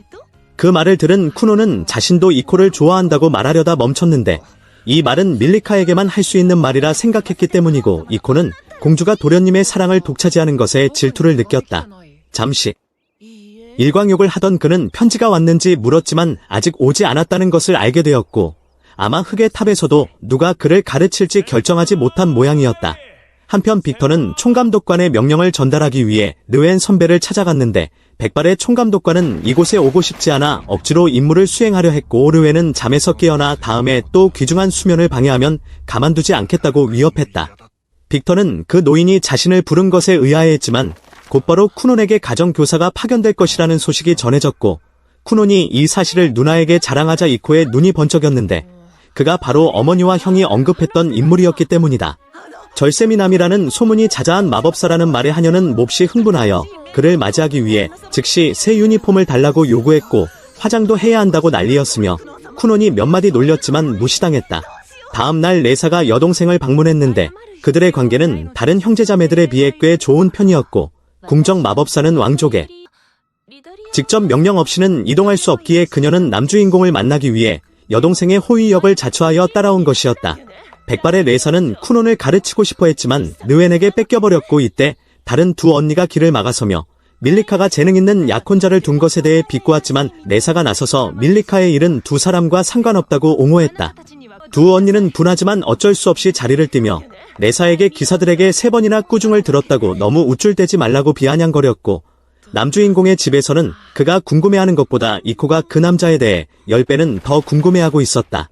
마침내 마차가 도착하고 남주인공은 아직 자신의 스승이 될 사람이 마차에 타고 있다는 사실을 모른 채 달콤한 말로 구애를 시작했는데 르웬 역시 저 꼬맹이가 어떤 녀석인지 궁금해하며 위험 있게 걸어 나오자 쿠논은 즉시 말을 멈췄고 그에게서 뿜어져 나오는 엄청난 마력을 느꼈다. 뒤에 있던 이코는 너무 좋아서 어쩔 줄 몰랐지만 주인의 체면을 위해 애써 침 착함을 유지했고 상대방의 마력이 너무 짙어서 쿠노는 마치 꿀 같다고 생각했으며 총감독관인 블루치즈의 마력과는 확실히 달랐기에 아마도 이 사람이 최강의 궁정 마법사일 것이라 확신하고 더욱 그를 스승으로 모시고 싶어 했다. 그는 작업을 멈추고 자신을 소개하며 르웬을 꿀 선생님이라고 불러 웃음을 자아냈지만 흑발의 마법사는 농담을 좋아하지 않아 르웬님이라고 부르라 했고 자신은 어린애를 싫어하며 아직 정식으로 강사가 되기로 수락한 것은 아니라고 말했다. 단지 그 노인이 남주인공이 아주 흥미롭다고 해서 왔을 뿐이라며 지난번에 다리오 대장도 공주와 르웬님의 호위로 왔다고 소개했고 하루에 쿠논을 3번이나 만나는 것에 익숙해진 그는 공주가 이유를 묻자 자신이 마치 뱀에게 노려진 개구리 같다고 비유하여 대장을 할 말 없게 만들었다. 르웬은 남주인공을 이상한 꼬맹이라고 평가했고 꿀 선생님이 잘생겼냐는 질문에 하녀는 아주 잘생겼다고 답해 보이지 않는 쿠논은 조금 아쉬워하며 궁금해했다. 모두 자리에 앉아 대화를 나누는데 바로 옆에 선생님이 있음에도 쿠논이 공주에게 작업을 걸자 흑발의 마법사는 불쾌해하며 책상을 치고 당장 그만두고 마법 이야기나 하라고 요구했고 그는 아이 괴롭히기를 좋아하는지 음흉한 미소를 지었지만 흥미로워 보여 병사는 어이없어했다. 쿠논은 강사에게 자신의 능력과 이해도를 보여주며 마법은 마법진에서 방출되는 것이고 사용자의 마력으로 그려진다고 설명했고 몇 중 마법진을 쓸 수 있냐는 질문에 약 31중주 정도이며 32중주까지 가능하지만 가끔 실패한다고 답했다. 이 말을 들은 르웬은 매우 놀랐지만 자신은 50중주까지 쓸 수 있다고 했고 쿠논은 어떻게 그게 가능하냐며 충격을 받았지만 르웬은 20중주 넘기도 힘든데 어떻게 했냐고 되물었고 청년은 웃으며 스스로 문자를 겹쳐서 배웠다고 답해 르웬은 그가 정말 다듬어지지 않은 보석임을 속으로 인정했다. 빅터와 레사가 왜 그렇게 그를 가르치고 싶어 했는지 이해가 갔고 그들이 쿠논을 칭찬했던 이유를 알게 된 흑발의 마법사는 그의 실력을 시험해 보기로 결정했다. 남주인공은 50중주를 보고 싶어 했지만 르웬은 할 수 없는 놈을 가르치는 건 시간 낭비라며 자신이 가르칠 만큼 내가 뛰어나다는 것을 증명하라고 했고 그는 흑 속성 3성 문자로 벽을 만든 뒤 마법으로 부숴보라고 요구하며 실패하면 끝이라고 했다. 그는 사람들이 칭찬하던 물 침대를 먼저 보여달라고 요구했고 쿠논은 스승으로 모시기 위해 따를 수밖에 없었는데 매일 마법 연구로 지쳐 바닥에서 자던 르웬은 그 부드러움에 매료되어 눕자마자 코를 골며 잠들어 버렸다. 쿠논은 흑벽을 살펴보고 매우 놀랐는데 겉보기엔 단순하지만 내부는 마력이 고밀도로 압축되어 단단함을 유지하고 있었고 마법사는 중주를 많이 쌓을수록 강해지는데 이 벽은 적어도 40중주 이상으로 보였다. 하지만 이것이 남주인공을 곤란하게 할 수는 없었고 그는 여유롭게 약혼녀에게 가서 수다를 떨며 꿀 선생님이 일어날 때까지 기다리기로 했다. 저녁이 되어서야 깨어난 느웨는 꼬맹이가 여유로워 보이자 포기했다고 생각했지만 사실은 그렇지 않았고, 쿠노는 독창적인 파괴 방법을 시작했는데 보통은 무력으로 부수려 하겠지만 쿠논의 방식은 매우 영리했다. 흙벽을 딱딱한 빵에 비유하여 씹으면 이빨이 부러질 것이기에 물마법을 변형하여 흙벽에 물을 스며들게 해 녹여버리는 방식을 택했고, 힘을 쓰는 대신 그것을 지워야 할 얼룩으로 취급했다. 목적에 맞는 마법은 항상 존재하며 느웨는 그의 영리함을 칭찬했고, 약속대로 이제 그는 최고의 궁정 마법사의 제자가 되었다. 느웬이 제자로 받아들이는 의식으로 손등 키스를 받으려 손을 내밀었지만 쿠노는 공주에게 작업을 걸러 달려가 버려. 느웬은 무안해하면서도 어쩔 도리가 없었다. 그는 공주에게 앞으로 어떻게 할 것인지 물으며 쿠논이 자신의 제자가 되었으니 분명 다른 여자들이 그를 차지하려 들 것이라고 말했고, 그녀를 제9공주라고 부르며 다른 사람들에 비해 지위가 낮음을 암시하여 그녀가 상황을 이해하도록 했다. 쿠논을 뺏기는 상상을 하자 그녀는 분했고, 밤에 누워 이대로는 안 되며 쿠논에게 어울리는 사람이 되기 위해 노력해야겠다고 다짐했다. 며칠 후 제니에가 남주인공에게 마법을 가르치기 위해 찾아왔는데 스승은 봐주지 않을 테니 마음의 준비를 하라고 미리 경고했다. 쿠노는 오히려 조금도 두려워하지 않고 아무리 혹독해도 환영이니 어려운 기술은 얼마든지 가져오라며 웃으며 말했다. 우선 제니에는 연구 과정의 기록을 제자에게 보여주었는데 이것은 초안이라서 남주인공이 제대로 다시 정리해야 했다. 제니의 글씨는 매우 악필이라서 마치 종이 위에 지렁이가 기어가는 것 같았고, 남주인공은 한 글자씩 해독하여 정확하게 다시 적어야 했으며 이것은 국가 기밀이었기 때문에 다른 사람들은 밖으로 쫓겨났다. 미리카도 약혼자에게 자신은 신경 쓰지 말고 배움에 전념하라고 말하며 쿠논을 응원하고 떠났고, 스승은 물침대를 꺼내달라고 요구하더니 잠을 잤는데 제니의 교육 방식은 꽤나 한가해 보였다. 밖으로 나온 이코가 공주에게 어떤 차를 마실지 묻자 미리카는 다른 부탁을 했는데 그녀는 쿠논의 아내로서 어울리는 사람이 되기 위해 검술을 배우기로 결심했다. 틈이 날 때 조금이라도 더 연습하고 싶었던 미리카는 쿠논이 걱정할까봐 그에게는 말하지 말아달라고 부탁했다. 그렇게 공주는 다리오와 목검으로 대련을 시작했지만 아직 실력이 미숙하여 계속해서 무기를 놓치고 날려보냈지만 그녀는 굳은 결심을 잃지 않았는데 그래야만 남주인공 곁에 어울리는 사람이 되어 그에게 너무 뒤처지지 않을 수 있기 때문이었다. 몇 시간 후 잠에서 깬 쿠논의 스승은 어디까지 했는지 물었고, 절반 정도 했다는 말을 듣자 제니에는 왜 이렇게 느리냐며 투덜거렸는데 남주인공은 글씨가 지렁이 기어가는 것처럼 엉망인데 누가 해독할 수 있겠냐며 불평했다. 추가 수당을 받을 수 있는지 물었지만 없다는 대답을 들었고, 제니에는 정보와 지식은 다르다며 책에서 배울 수 있는 것은 단순한 정보일 뿐이지만 지식은 스스로 머리를 짜내어 해독해야 하는 것이라고 설명했다. 제자가 직접 기록을 정리하는 과정에서 많은 지식을 얻게 될 것이며 그 지식은 훗날 그의 힘이 될 것이라는 말이었다. 처음에는 힘든 훈련일 줄 알았는데 기록만 하는 것이라 생각했지만 제니의 설명을 들은 쿠노는 매우 흥분하여 훨씬 더 적극적으로 기록하기 시작했다. 저녁이 되자 다른 사람들은 황궁으로 돌아갔고 제니에는 남주인공에게 다음 만남 때까지 저 모든 서류를 다 기록해 오라고 지시했다. 그리고 다음에는 수많은 서류가 있는 스승의 검은 탑에서 만나기로 했고 쿠노는 이에 동의했는데 스승과 약속을 잡자마자 쿠노는 아내인 미리카에게 작업을 걸며 앞으로 더 자주 만날 수 있게 되어 기쁘다고 말했다. 며칠 후 남주인공 쿠노는 사람들을 만나기 위해 검은 탑에 도착했고 그곳의 학생들은 남주인공을 보자 몰려들었는데 리샤는 쿠논의 키가 좀 큰 것을 보고 이제 10살이 되었음을 알게 되었다. 몇몇 사람이 대련을 제안했지만 제지당했고 쿠논이 리샤와 실험을 하기로 약속했기 때문인데 쿠논이 천년에 한 번 나올 법한 천재라 다들 서로 차지하려고 다퉜다. 사람들이 다투고 있을 때 제니에가 다가와 남주인공은 나 때문에 온 것이라고 말하며 그를 데려가 버려 다른 사람들의 질투를 샀다. 리샤는 동생이 마굴로 끌려간다는 것을 깨닫고 막으려 했지만 귀찮아진 제니에는 남주인공에게 물침대를 만들어 모두를 재우라고 시켰다. 소년의 침대가 정말 그런 능력이 있는지 의아했지만 왜 제니의 방을 마굴이라 부르는지 알 수 있었는데 안에는 수많은 희귀 마법 서적들이 펼쳐져 있어 남주인공은 매우 흥분했다. 제니에는 그런 모습을 보고 마음껏 배우라고 했고 오늘의 수업 주제는 마법사들이 일상에서 사용하는 마도구에 관한 것이었다. 예를 들어 조명은 불 속성 마도구인데 편리하기 때문에 마도구 제작으로 생계를 유지하는 마기사들도 많았으며 남주인공은 이곳에서 살고 싶다는 뜻을 내비쳤다. 제니에는 어차피 자신이 가진 모든 것을 줄 것이니 그럴 필요 없다고 말했다. 지난번 궁금해했던 그림도 꺼내왔는데 그것은 요리용 마도구였고 완성된다면 직접 요리하는 것이 훨씬 수월해질 것이며 스승은 지금도 음식을 데우는데 이 마도구를 사용하고 있었다. 땅이 법은 조형에는 좋지만 미세한 부분은 만들기 어려워 쿠논에게 부탁하려 했고 조만간 그의 도움이 필요할 테니 지금 바로 시작하자고 했다. 바로 그때 총감독이 남주인공을 만나기 위해 달려왔는데 그는 이전에 쿠논과 점심을 먹으며 마법에 대해 토론하기로 약속했었기 때문에 매우 들떠 있었다. 쿠논과의 마법 토론이 너무나 흥미로워 오늘도 이어가고 싶어 했지만 그가 데려가려 하자 제니에는 남주인공에게 물 침대를 꺼내 그마저 재워버리라고 시켰다. 제니에는 작고 부드러운 부품 제작에 대해 계속 이야기하며 내부의 정교한 부분은 쿠논의 물을 사용하는 것이 매우 적합하다고 설명했다. 점심시간이 되어 모든 왕실 마법사들이 모였는데 몇몇은 쿠논에게 까다로운 스승인 제니에를 떠나고 싶다면 강사를 바꿔주겠다고 제안했다. 하지만 그 말을 들은 쿠논은 스승님이 부려먹긴 해도 전반적으로 아주 좋은 분이라며 웃으며 답했고 이를 들은 사람들은 모두 경멸 어린 눈빛을 보냈다. 흑발의 제니에는 그 모습을 보고 제발 입 좀 다물라고 했으며 미리카는 귀족 중학교 입학식에 참석하느라 오늘 그 자리에 없었다. 남주인공은 이미 졸업시험을 마쳤기에 더 이상 학교에 다닐 필요가 없었는데 총감독은 우수한 인재들이 대부분 거쳐가는 마법사 양성학교에 대해 이야기했다. 입학하려면 12세 이상이어야 하는데 쿠논은 아직 2년이 더 있어야 했기 때문에 당분간은 제니의 스승과 계속 공부하기로 했다. 그렇게 시간은 흘러 최고의 마법사를 따라 배운 지 2년이 지났고 오늘 두 사제는 3명의 관객이 지켜보는 가운데 대련을 하기로 했다. 남주인공은 방어를 위해 수많은 물의 구체를 만들어냈고 스승은 땅 속성으로 공격해왔는데 쿠논은 즉시 55중주를 발동하여 파도를 일으켜 모든 공격을 막아냈다. 이 간단한 테스트만으로도 남주인공의 실력을 보여주기에 충분했는데 짧은 시간 안에 수많은 마법 단계를 뛰어넘어 마치 제니에와 대등해진 느낌이었다.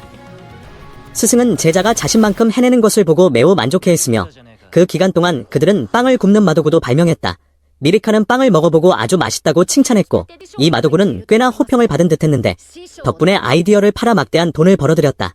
제니에와 쿠논의 합작 아이디어였지만 쿠논은 한 푼도 받지 못하고 제니에가 돈을 독차지했는데 스승은 지식이 곧 보수이며 내가 배운 실험들이 돈보다 더 값지다고 말했다. 듣다 보니 꽤 그럴듯한 말이라 제니에는 참 영악한 스승이었고 이때 미리카는 그들이 함께 개발한 물건들에 대해 물었다. 쿠논은 7가지 물건과 5편의 논문이 있다고 답했는데 아직 연구할 것이 남았지만 이번에는 제니에가 혼자 하겠다고 선언했다. 그 이유는 쿠논이 이제 12살이 되었으니 마법 학교에 입학하는 것이 더 좋을 것이기 때문이었는데 쿠논은 그곳에 가지 않아도 스승님에게 배울 수 있다며 거절했다. 남주인공은 오직 스승에게 배우고 싶어 했고 기꺼이 기록을 정리하며 심부름을 하겠다고 나서는 정 많은 소년이었지만 스승은 기록 정리가 다 끝났고 설계도도 완성되어 더 이상 가르칠 게 없다고 했다. 제니에는 땅 속성 전문이고 남주인공은 물 속성이라 물을 효율적으로 사용하는 법을 가르쳐 줄 수 없었다. 천재인 그의 잠재력을 완전히 끌어내기 위해서는 물속성 스승이 필요하다며 제니에는 쿠논의 의욕을 북돋우기 위해 마법 학교에는 강력한 물속성 마법사들이 있을 것이라고 말했다. 세상은 넓으니 어쩌면 4성급 마법사에게 배울 수도 있을 것이라고 했고 미리카는 떨어지기 싫었지만 약혼자가 훗날 위대한 마법사가 되기를 바라며 그를 지지했다. 자신 또한 남주인공에게 부끄럽지 않은 여자가 되겠다고 말했고 그 말을 들은 쿠논은 용기를 내어 입학에 동의했다. 돌아가기 전 스승은 남주인공에게 잊은 것이 없는지 물었고 쿠논은 짐이나 옷이냐고 되물었지만 제니에는 쿠논의 가장 큰 소망인 눈을 만드는 것에 대해 다시 상기시켜 주었다. 지난 2년 동안 연구에 몰두하느라 그 소망을 잊고 있었던 듯했는데 남주인공은 즉시 책상에 앉아 시력을 되찾는 데 도움이 될 관련 마법들을 정리했다. 그 시각마차 안에서 미리카는 남편과 헤어질 생각에 펑펑 울고 있었는데 지난 2년 동안 남주인공은 꾸준히 명성을 쌓고 마법 실력을 키워왔다. 만약 그가 마법으로 시력을 되찾는다면 역사에 길이 남을 일이겠지만 그렇게 되면 별다른 특징이 없는 공주와 쿠논의 격차는 더욱 벌어질 것이었다. 공주는 두 사람에게 이런 마음을 털어놓으며 쿠논이 영원히 앞을 보지 못해 자신의 곁에만 있기를 바라는 것이 이기적인지 물었다. 제니에는 그것이 너무나 이기적이라고 말하려다 발길질을 당했다. 미리카의 스승인 다리오는 지난 2년간 그녀가 흘린 땀방울이 헛되지 않을 것이라며 공주를 격려했고 걱정하지 말라고 위로했다. 두 스승은 서로 누구의 공이 더 큰지 따지기도 했는데 제니에는 자신의 수제자인 쿠논을 매우 자랑스러워하며 그 녀석이 머지않아 새로운 눈을 만들어낼 것이라고 확신했다. 어쨌든 그는 자신의 직속 제자였기 때문인데 한편 남주인공은 물속성 마법을 사용하여 만물을 비추는 거울을 계속해서 만들어냈다. 스승에게 배운 지식을 바탕으로 여러 샘플을 만들었지만 어떤 것도 내로 이미지를 전달하지 못했고 거듭된 실패에 남주인공은 좌절했다. 머리가 복잡해진 그는 그날 밤 형의 방을 찾아가 사우나를 하러 가자고 했고 형은 매우 기뻐하며 부모님까지 모셔와 온 가족이 쿠논이 만든 사우나실에 앉아 피로를 풀었는데 덕분에 남주인공도 마음의 안정을 찾았다. 며칠 후 쿠논은 사람들의 조언을 구하기 위해 검은 탑으로 갔고 그들의 얼굴과 표정을 보고 싶다는 간절한 마음으로 다시 노력했다. 남주인공은 포기하지 않고 계속 시도했으며 이번에는 거울에 의식을 불어넣은 뒤 물의 구체로 감사 감각을 느끼는 방식을 시도했다. 눈을 떴을 때 기적이 일어났고 선명한 이미지가 남주인공의 머릿속으로 직접 전송되었다. 주변 풍경을 보게 된 그는 충격으로 말을 잇지 못했고 드디어 오랜 소원을 이루었다는 사실에 눈물을 흘렸다. 하지만 거울을 들 여다보던 남주인공은 무언가를 발견했는데 어찌된 영문인지 쿠노는 거대한 개 한 마리를 소환해낸 상태였다. 에피소드 7. 쿠노는 인공 눈을 만드는데 성공하지만 그 눈은 기한 환각을 일으키는데 거대한 개를 보고도 남주인공은 지극히 침착한 태도를 보인다. 아마도 개가 전혀 움직이지 않아서일 텐데 쿠노는 침착하게 물거울을 만들어 자신이 어떻게 생겼는지 항상 보고 싶어 했기에 꼼꼼히 살펴보니 꽤 젊어 보이고 수염이나 주름도 전혀 없었다. 쿠노는 개에게 도대체 정체가 뭐냐고, 혹시 자신이 실수로 소환한 건 아니냐고 물었지만 손이 그대로 통과해버렸고 거대한 개는 미동도 하지 않았다. 바로 그때 이코가 뛰어들어와 주인공을 깜짝 놀라게 했는데 이코는 개를 볼 수 없었기에 주인이 허공을 더듬는 것을 보고 이상해졌다고 생각했다. 쿠노는 이때 처음으로 하녀를 볼 수 있었는데 이코를 한참 바라보더니 꽤 예쁘고 머릿결도 아름다우며 메이드 복장도 매우 단정하다고 평가했다. 이 말을 듣고 이코는 도련님이 자신을 볼 수 있다는 것을 깨닫고 매우 기뻐하며 즉시 껴안고 드디어 해냈다고 축하해 주었고 주인 부부에게 알려 오늘 밤 성대한 식사를 하겠다고 했다. 하지만 쿠노는 이코에게 뿔이 하나 있는 것을 보고 현실의 모든 사람에게 뿔이 있는 건가 의아해했고 동시에 그 거대한 개에 대해서도 여전히 궁금해하며 이코에게 뿔에 대해 물었다. 이코는 도련님이 장난치는 줄 알고 화가 나면 누구 머리에나 뿔이 돋는다고 맞장구쳤고 주인공은 그 말을 듣고 진짜인지 농담인지 알 수 없었다. 쿠노는 밖으로 나가 주변 풍경을 감상했는데 일반인의 시각으로는 매우 아름다웠지만 주인공의 눈에는 암울한 풍경으로 비쳤고 빛은 어둠이 되고 태양은 검게 변했으며 식물들도 시들해 보여 풍경이 전혀 아름답지 않았다. 쿠노는 이코에게 자신의 등 뒤에 뭐가 보이지 않느냐고 물었고 이코는 무서운 이야기를 하려는 줄 알고 흥미로워했는데 그가 가는 곳마다 거대한 개가 따라다녔지만 이코가 그것을 보지 못하자 쿠노는 자신의 실험에 문제가 있음을 깨달았다. 눈을 만드는 실험은 성공했지만 부작용으로 이런 환각이 생긴 것 같았고 쿠노는 들어가서 어머니와 형에게 자신이 볼 수 있게 되었다고 알리자 두 사람은 눈물을 흘렸다. 하지만 쿠노의 눈에 비친 어머니와 형의 모습은 매우 기이했는데 어머니는 눈동자 색이 두 개였고 형은 검은 날개가 돋아있어 마치 타락천사처럼 보였다. 쿠노는 어머니가 마치 이야기 속 여주인공처럼 멋지다고 어색하게 칭찬했는데 어머니는 공주에 비유한 줄 알았지만 사실 그는 어머니가 싸움 전문 전사처럼 보인다는 뜻이었다. 형이 자신은 어떻게 생겼냐고 묻자 쿠노는 이코에게 이 세상에 날개 달린 사람이 존재하냐고 물었고 이코는 또다시 농담인 줄 알고 당연히 있다며 누구나 태어날 때부터 영혼의 하늘을 나는 자유라는 이름의 날개를 가지고 있다고 대답했다. 쿠노는 형에게 타락천사 같다고 대답했는데 개부터 뿔 그리고 이제는 검은 날개까지 보이자 주인공은 마치 자신이 지극히 귀한 가정에서 태어난 것 같은 기분이 들었고 세상에 이런 것들이 진짜로 존재하는지 의아해했다. 쿠노의 아버지는 아들이 볼 수 있다는 소식을 듣고 급히 달려왔는데 쿠노는 아버지가 어떻게 생겼을지 궁금해했지만 아버지의 모습에 깜짝 놀랐으니 그는 얼굴조차 보이지 않는 영혼 형태로 나타났기 때문이며 주인공은 자신이 보는 것을 말하면 모두가 슬퍼할까봐 차마 말하지 못했다. 한편 흙의 탑에서 쿠노의 스승인 제올리는 마법을 연구하고 있었는데 후배가 들어와서 방이 왜 이렇게 깨끗하냐며 놀라자 제올리는 펜을 집어던졌고 다행히 빅터가 잡았다. 제올리가 용건이 있으면 말하고 없으면 나가라고 하자 빅터는 총감독관의 전원으로 왕국이 제올리의 외출을 허가했다고 전했는데 이는 곧 아끼는 제자 쿠논에게 좋은 소식이 있다는 뜻으로 아마도 인공 눈을 완성한 모양이었다. 그 후 제올리는 들뜬 마음으로 공주를 호위해 쿠논을 만나러 갔고 밀리카는 약혼자가 앞을 볼 수 있다는 소식에 기뻐했으며 주인공은 모든 것을 비추는 눈을 만들어 그것을 거울 눈이라고 소개했다. 밀리카가 자신을 봐달라고 요청하자 쿠논은 수줍어하며 과연 상상 속의 모습과 을지 망설이다가 평정심을 되찾고 눈을 떠서 보았다. 미래의 아내는 몸매도 훌륭하고 얼굴도 예쁘며 푸른 눈을 가져 흠잡을 데가 없었지만 칭찬을 마치자마자 그녀의 머리에 붓이 꽂혀 있는 것을 보고 웃음을 참아야 했다.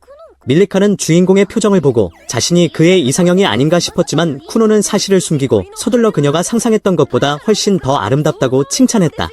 다리오의 모습은 등에 거대한 검이 있는 형상이었는데 쿠논이 검이 멋지다고 칭찬하자 그는 자신의 무기를 칭찬하는 줄 알고 자랑했지만 쿠논이 말한 것은 등에 달린 그 검이었다. 가장 놀라운 사람은 제올리였는데 온몸에서 후광이 뿜어져 나와 주인공의 눈이 부실 정도였고 스승님이 너무 눈부시다고 하자 제올리는 당연히 제1궁정 마법사라면 언제나 빛이 나는 법이라고 대답해 오만해 보였지만 묘하게 설득력이 있었다. 오늘 하루 겪은 기이한 일들로 미루어 볼 때 주인공은 거울 눈에 문제가 있음을 확신하고 스승에게 묻기로 하여 방 안에서 개안한 순간부터 지금까지의 모든 일을 털어놓았다. 스승은게 이야기와 공주머리의 붓 그리고 다리오의 거대한 검 이야기를 듣고 입을 다물지 못할 정도로 웃으며 어떻게 그렇게 터무니없는 것들이 보이냐고 했다. 제올리가 자신이 진짜 빛나냐고 되묻자 쿠노는 눈을 가리며 진짜라고 대답했고 스승은 다시 한번 의기양양하게 웃으며 자신이 인류 최강인이 빛나는 게 당연하고 태양보다 조금 덜 밝을 뿐이라고 자화자찬했다. 쿠논이 왜 진지하지 않냐고 타박하자 스승은 이제야 진지하게 설명하며 이야기한 내용으로 볼 때 모든 풍경이 왜곡된 것 같다고 제자가 겪는 문제에 대해 두 가지 가설을 제시했다. 첫 번째는 주인공이 만물의 영혼 형태를 보는 것일 수 있고 두 번째는 마력에 취해 환각을 보는 것인데 이 세상에는 마력이 모이는 곳이나 마력의 통로 같은 장소가 존재하기 때문이다. 제올리 자신도 한번 겪어본 적이 있는데 그때 과음한 것처럼 머리가 어지럽고 의식이 흐려져 존재하지 않는 것들을 보았고 그 실체가 주인공이 묘사한 것과 완전히 똑같았지만 아직 불확실한 점이 있어 잠정적으로 결론을 내리지는 않았다. 쿠논이 실망하여 거울 눈이 실패작이냐고 묻자 스승은 제자가 슬퍼할까봐 이를 부인하며 사랑하는 제자의 심혈을 기울인 작품이라고 했다. 또한 자연계에는 육안으로 볼 수 없는 것들이 존재하므로 무엇이 정답인지 알 수 없는데 동물마다 눈의 구조가 다르듯이 쿠논의 눈도 그럴 수 있으며 주인공은 지금 신비한 것들을 보고 있는 것일 수도 있다.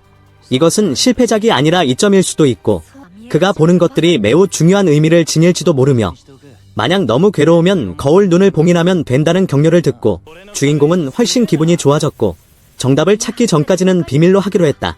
오후가 되어 밀리카는 곧 쿠논의 생일이라는 것을 기억해내고 무엇을 선물해야 기뻐할지 물었는데 이코는 공주님이 주시는 거라면 도련님은 무엇이든 기뻐할 것이라고 생각했다.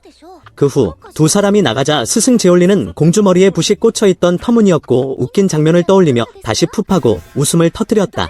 다음 날로 장면이 전환되어 그날 밤은 주인공의 12번째 생일이었고 밀리카도 참석해 축하해 주었으며 차례대로 선물을 건넸다.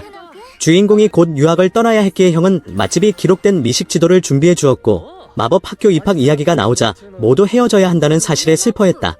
아버지는 서둘러 분위기를 띄우며 축하를 계속했고 주인공은 약혼녀에게 짐 꾸리기는 다 끝났으며 옷과 필수품만 챙기고 부족한 건 나중에 사면 된다고 알렸다.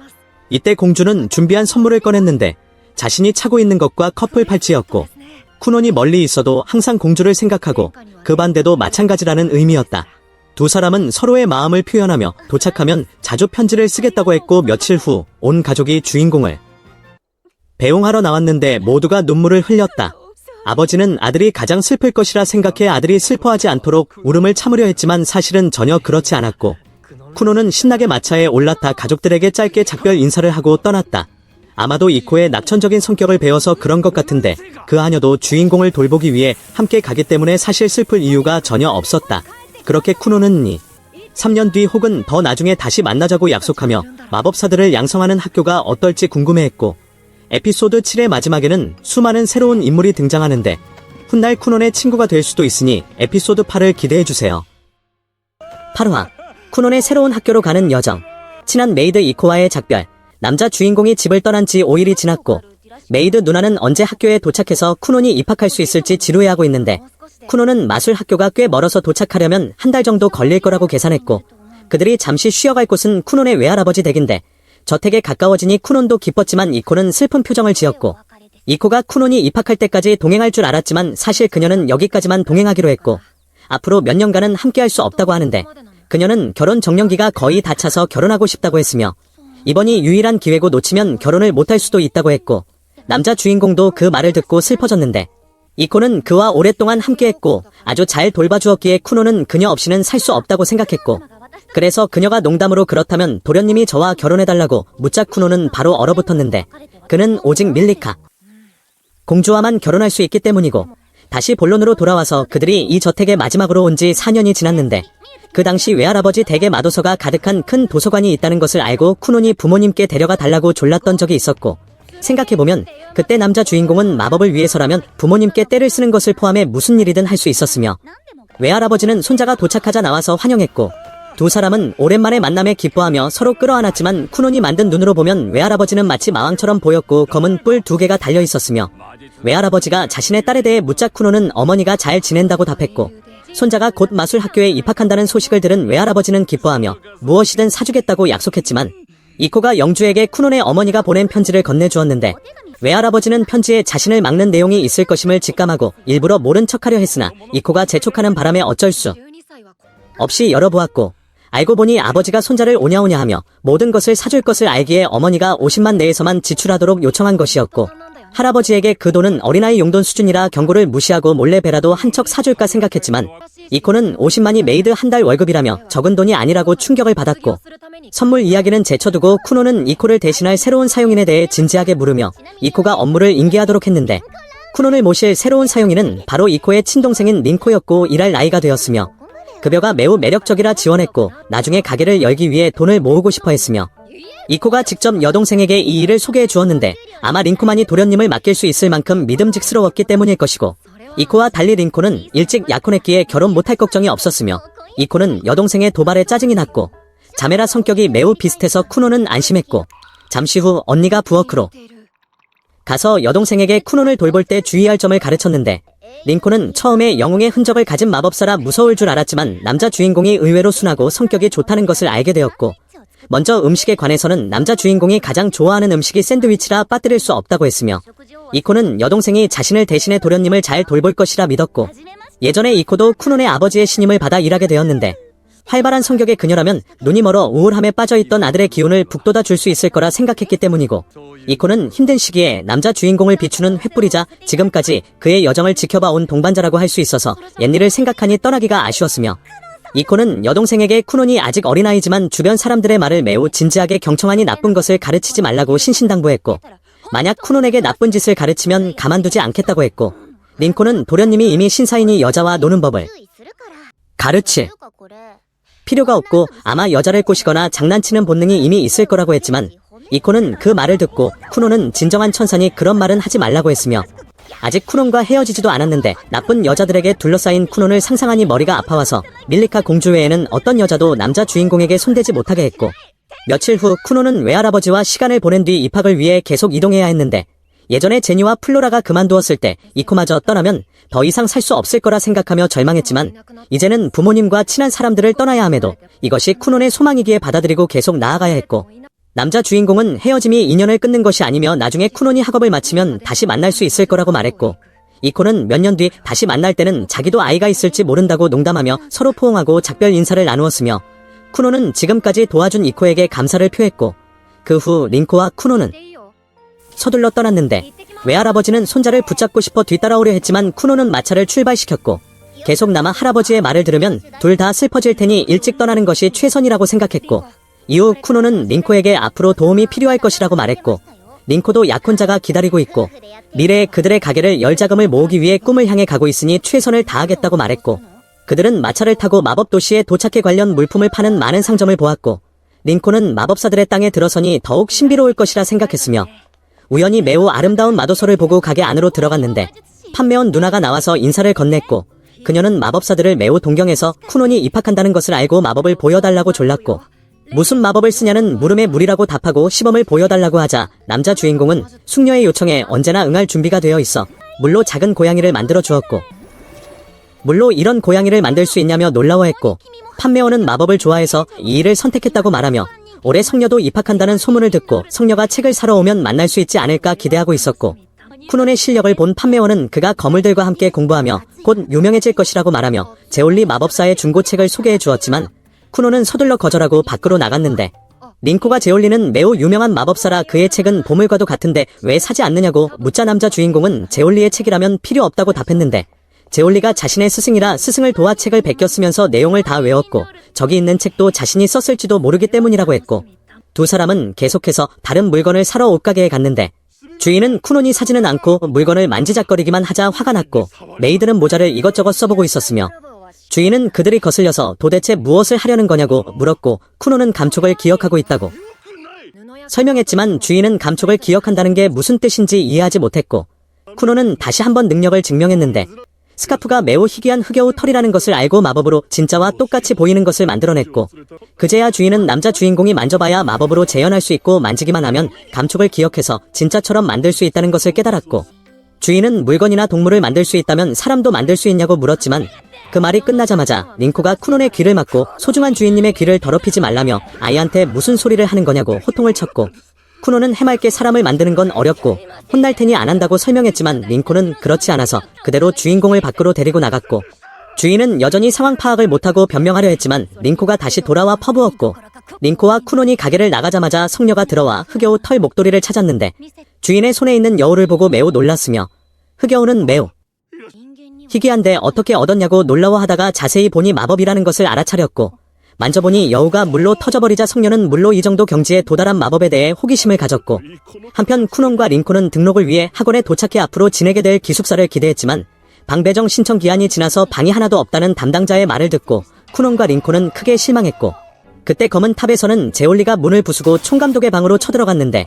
총감독은 멋지게 등장하거나 나를 놀라게 하려던 거라면 성공했다며 원하는 게 뭐냐고 물었고, 제올리는 쿠논과 관련된 부탁이 있다고 했으며, 다른 쪽에서는 오후가 되도록 집을 구하지 못해 쿠논은 장기 렌트를 생각하며 학비 지출이 크니 절약해야겠다고 생각하던 차에 마침 담당자 누나가 적당한 집을 소개해주어 잠자리 걱정을 덜게 되었고, 또 다른 어두운 방에서는 학원 교사들이 수수께끼의 인물에게 유망한 지원자 명단을 가져갔는데, 두 권을 쓴 수상한 인물이 본 명단에는 4명이 있었고 특급반에 들어갈 자격이 있는 아이들이 몇 명 있었는데, 놀랍게도 그 중에는 제올리의 제자도 포함되어 있었으며, 그 수수께끼의 인물은 거만하고 까다로운 제올리에게 제자가 있다는 사실에 놀랐고, 다음날 남자 주인공이 린코를 데리고 학원에 들어가려 했으나 금지되었고, 린코가 그 말을 꺼내 매수하려 했지만 실패하여 쿠논과 그 소녀만이 학원에 들어갈 수 있었는데, 루벨라는 부르기 편하게 이름을 소개했고, 쿠논은 언제나처럼 신사적인 면모를 보이며 소녀의 이름이 예쁘다고 칭찬했으며, 안으로 들어가서 쿠논은 앞으로 친구가 될 3명을 만나 매우 들떴고, 반대로 그 3명은 쿠논을 호기심 어린 눈으로 바라보았다.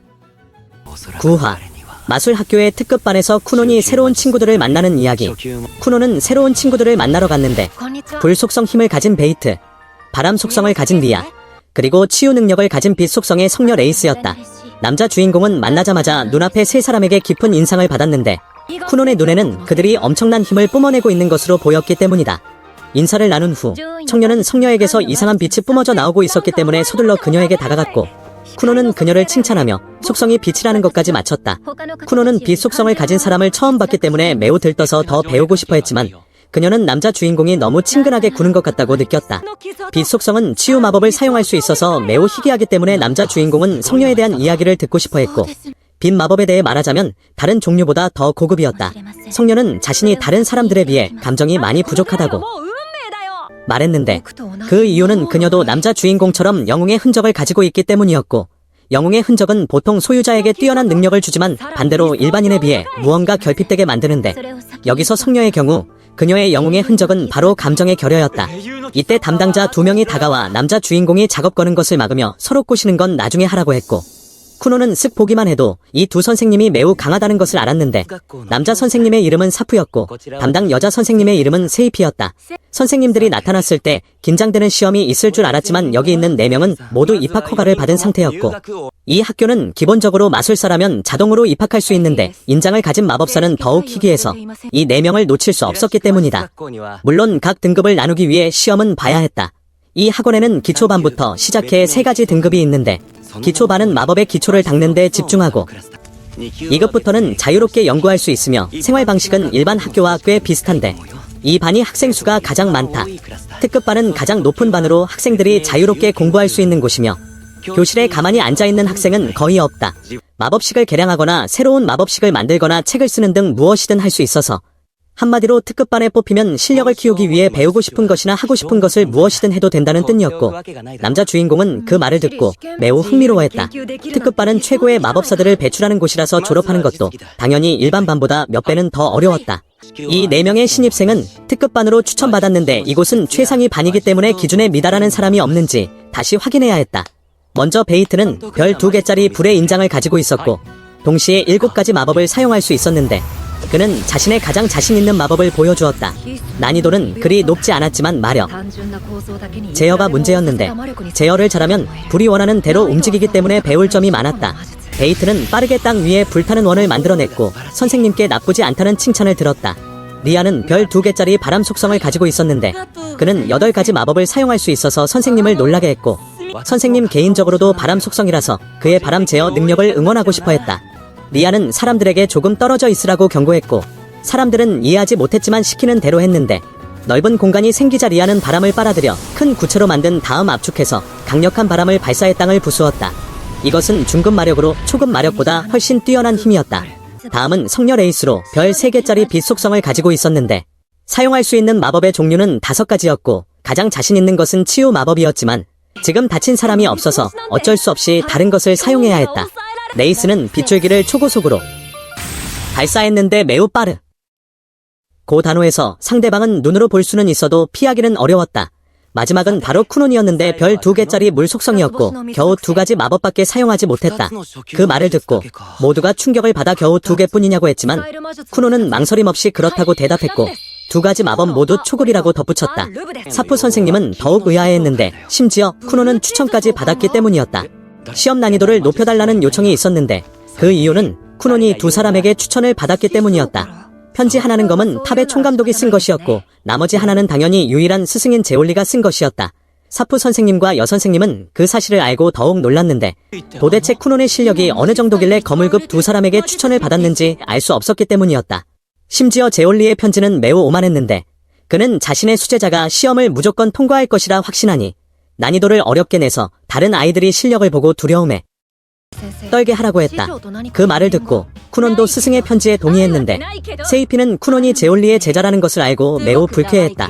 그녀는 제올리가 자만심이 강한 사람이라는 것을 알고 있었지만 이 정도일 줄은 몰랐고 심지어 제자인 쿠논도 그 오만함을 물려받은 것 같아서 겁도 없이 어려운 시험을 요구한다고 생각했다. 남자 주인공을 시험하기 위해 사프 선생님은 바람 마법을 발동해 전신을 감쌌고 과제는 선생님 몸에 손을 대면 이기는 것이었는데 이것은 남자 주인공의 물 속성을 상성으로 이길 수 있는 중급 마법이었다. 예상대로라면 물이 가까이 오면 다 날아가 버릴 것이기 때문에 중급 마법사에게도 어려운 일이었고 쿠논처럼 2가지 마법밖에 못 쓰는 사람에게는 말할 것도 없다고 모두가 생각했다. 하지만 쿠논은 그게 전부냐며 자기는 더 어려울 줄 알았다며 의아해했다. 사프는 말만 하지 말고 행동으로 보여달라며 시험을 통과하면 인정하겠다고 했고 큰 소리 쳐놓고 못하면 여신 앞에서 망신이라고 했다. 그 말을 듣고 남자 주인공은 진지하게 임하며 수많은 물 구체를 만들어냈지만 힘이 부족하다는 평가를 받았다. 남자 주인공은 계속해서 믿을 수 없을 만큼 많은 수로 구체를 분리했는데 비록 초급 마법이지만 그가 만들어낸 물 구체의 수는 정말 놀라웠고 계속해서 구체를 더 작게 분리하여 물로 된 안개를 만든 다음 색을 바꾸었다. 사프의 바람은 머리부터 발끝까지 포위되었지만 남자 주인공의 수증기는 아직 침투하지 못해서 선생님은 남은 게 더 있냐고 물었는데 뜻밖에도 쿠노는 의자를 만들어 앉으며 자신이 이겼다고 했다. 자신은 이 상태를 이틀 동안 계속 유지할 수 있지만 사프 선생님의 바람 보호막은 기껏해야 30분. 왜냐하면 중급 마법은 마력을 더 많이 소모해서 길어야 반나절밖에 못 버티기 때문이었다. 시간 제한 규정이 없었기 때문에 이 승부는 누가 더 오래 버티느냐로 결정되었고 그 말을 듣고 모두가 이해했으며 사프도 지구력으로 따지면 도저히 이길 수 없어서 항복했다. 남자 주인공은 너무나 똑똑해서 순발력 대결을 지구력 시험으로 바꿔버렸고 아주 쉽게 시험을 통과했는데 제올리가 여기 있었다면 뛰어난 제자를 보며 승리의 미소를 지었을 것이다. 잠시 후 4명의 특급반 학생들은 면접을 보러 갔는데 남자 주인공은 여전히 성녀 옆에 앉아 마법을 결합해보자고 졸랐다. 성녀는 쿠논의 아이디어에 전혀 호응하지 않아서 선생님께 도와달라고 요청했고 선생님은 시험이 끝날 때까지 쿠논에게 작업 금지 명령을 내릴 수밖에 없었다.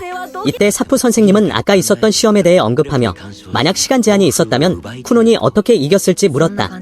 쿠논은 정면 돌파를 생각했었다고 인정했는데 그는 물 속성 하나만으로도 머릿속에 수많은 아이디어가 있었다. 상대의 마법을 점령하고 싶다면 밖에서보다 안에서 공격하는 것이 더 쉬운데 물은 거의 모든 것에 스며들 수 있기 때문에 선생님의 바람 속으로 물을 침투시켜 쓰러뜨리려 했다고 말했다. 그에게는 물 속성이 최고였고 그는 물이 가장 강하다는 것을 증명하기 위해 제올리 스승님도 꺾고 싶어 했다. 그 후 세이피는 남자 주인공을 면접 장소인 방으로 데려갔는데 방 안에는 어둠밖에 없었고 마안을 사용해도 바람밖에 느껴지지 않았다. 선생님은 앞이 바로 어둠이니 무서우면 같이 들어가 줄 수 있다고 했지만 쿠노는 거절하고 혼자 들어갔다. 마력에 눈을 써도 아무것도 보이지 않았는데 그때 어둠 속에서 목소리가 들려왔고 남자 주인공의 마안은 즉시 깨져버렸다. 그의 주변에는 7명이나 있었고 쿠노는 앞에 있는 여성에게 면접을 보게 되었는데 그는 신사처럼 행동하며 매우 예의 바르게 대답했다. 한참 동안 면접을 본 후 남자 주인공은 특급반으로 배정받았고 그는 앞에 있는 여성이 제올리보다 더 강하다는 것을 알게 되어 기뻐하며 더 배우고 싶어 했지만 그 여성은 자신을 마녀라고 소개하며 남자 주인공을 가르칠 사람이라고 말하려던 찰나 쿠노는 특급반에 합격했다는 기쁨의 말을 다 듣기도 전에 밖으로 뛰쳐나가 버렸다. 이때 사프에게는 아직 읽지 않은 제올리의 또 다른 편지가 있었는데 열어보니 사프에게 당부하는 내용으로 제자인 쿠논이 몇 년 안에 사프를 능가할 것이라고 적혀 있었다. 그렇게 뛰어나더라도 차별하지 말라고 하며 아직은 어린아이고 조금 난폭할지 몰라도 속 깊은 아이라는 내용이었다. 밖에서 도련님을 기다리던 링코는 마침내 다시 만나 기쁨을 나누었다. 다시 제올리의 편지로 돌아가서 최고의 마법사 제올리는 언젠가 쿠논이 청색의 마술사가 될 것이라고 했다.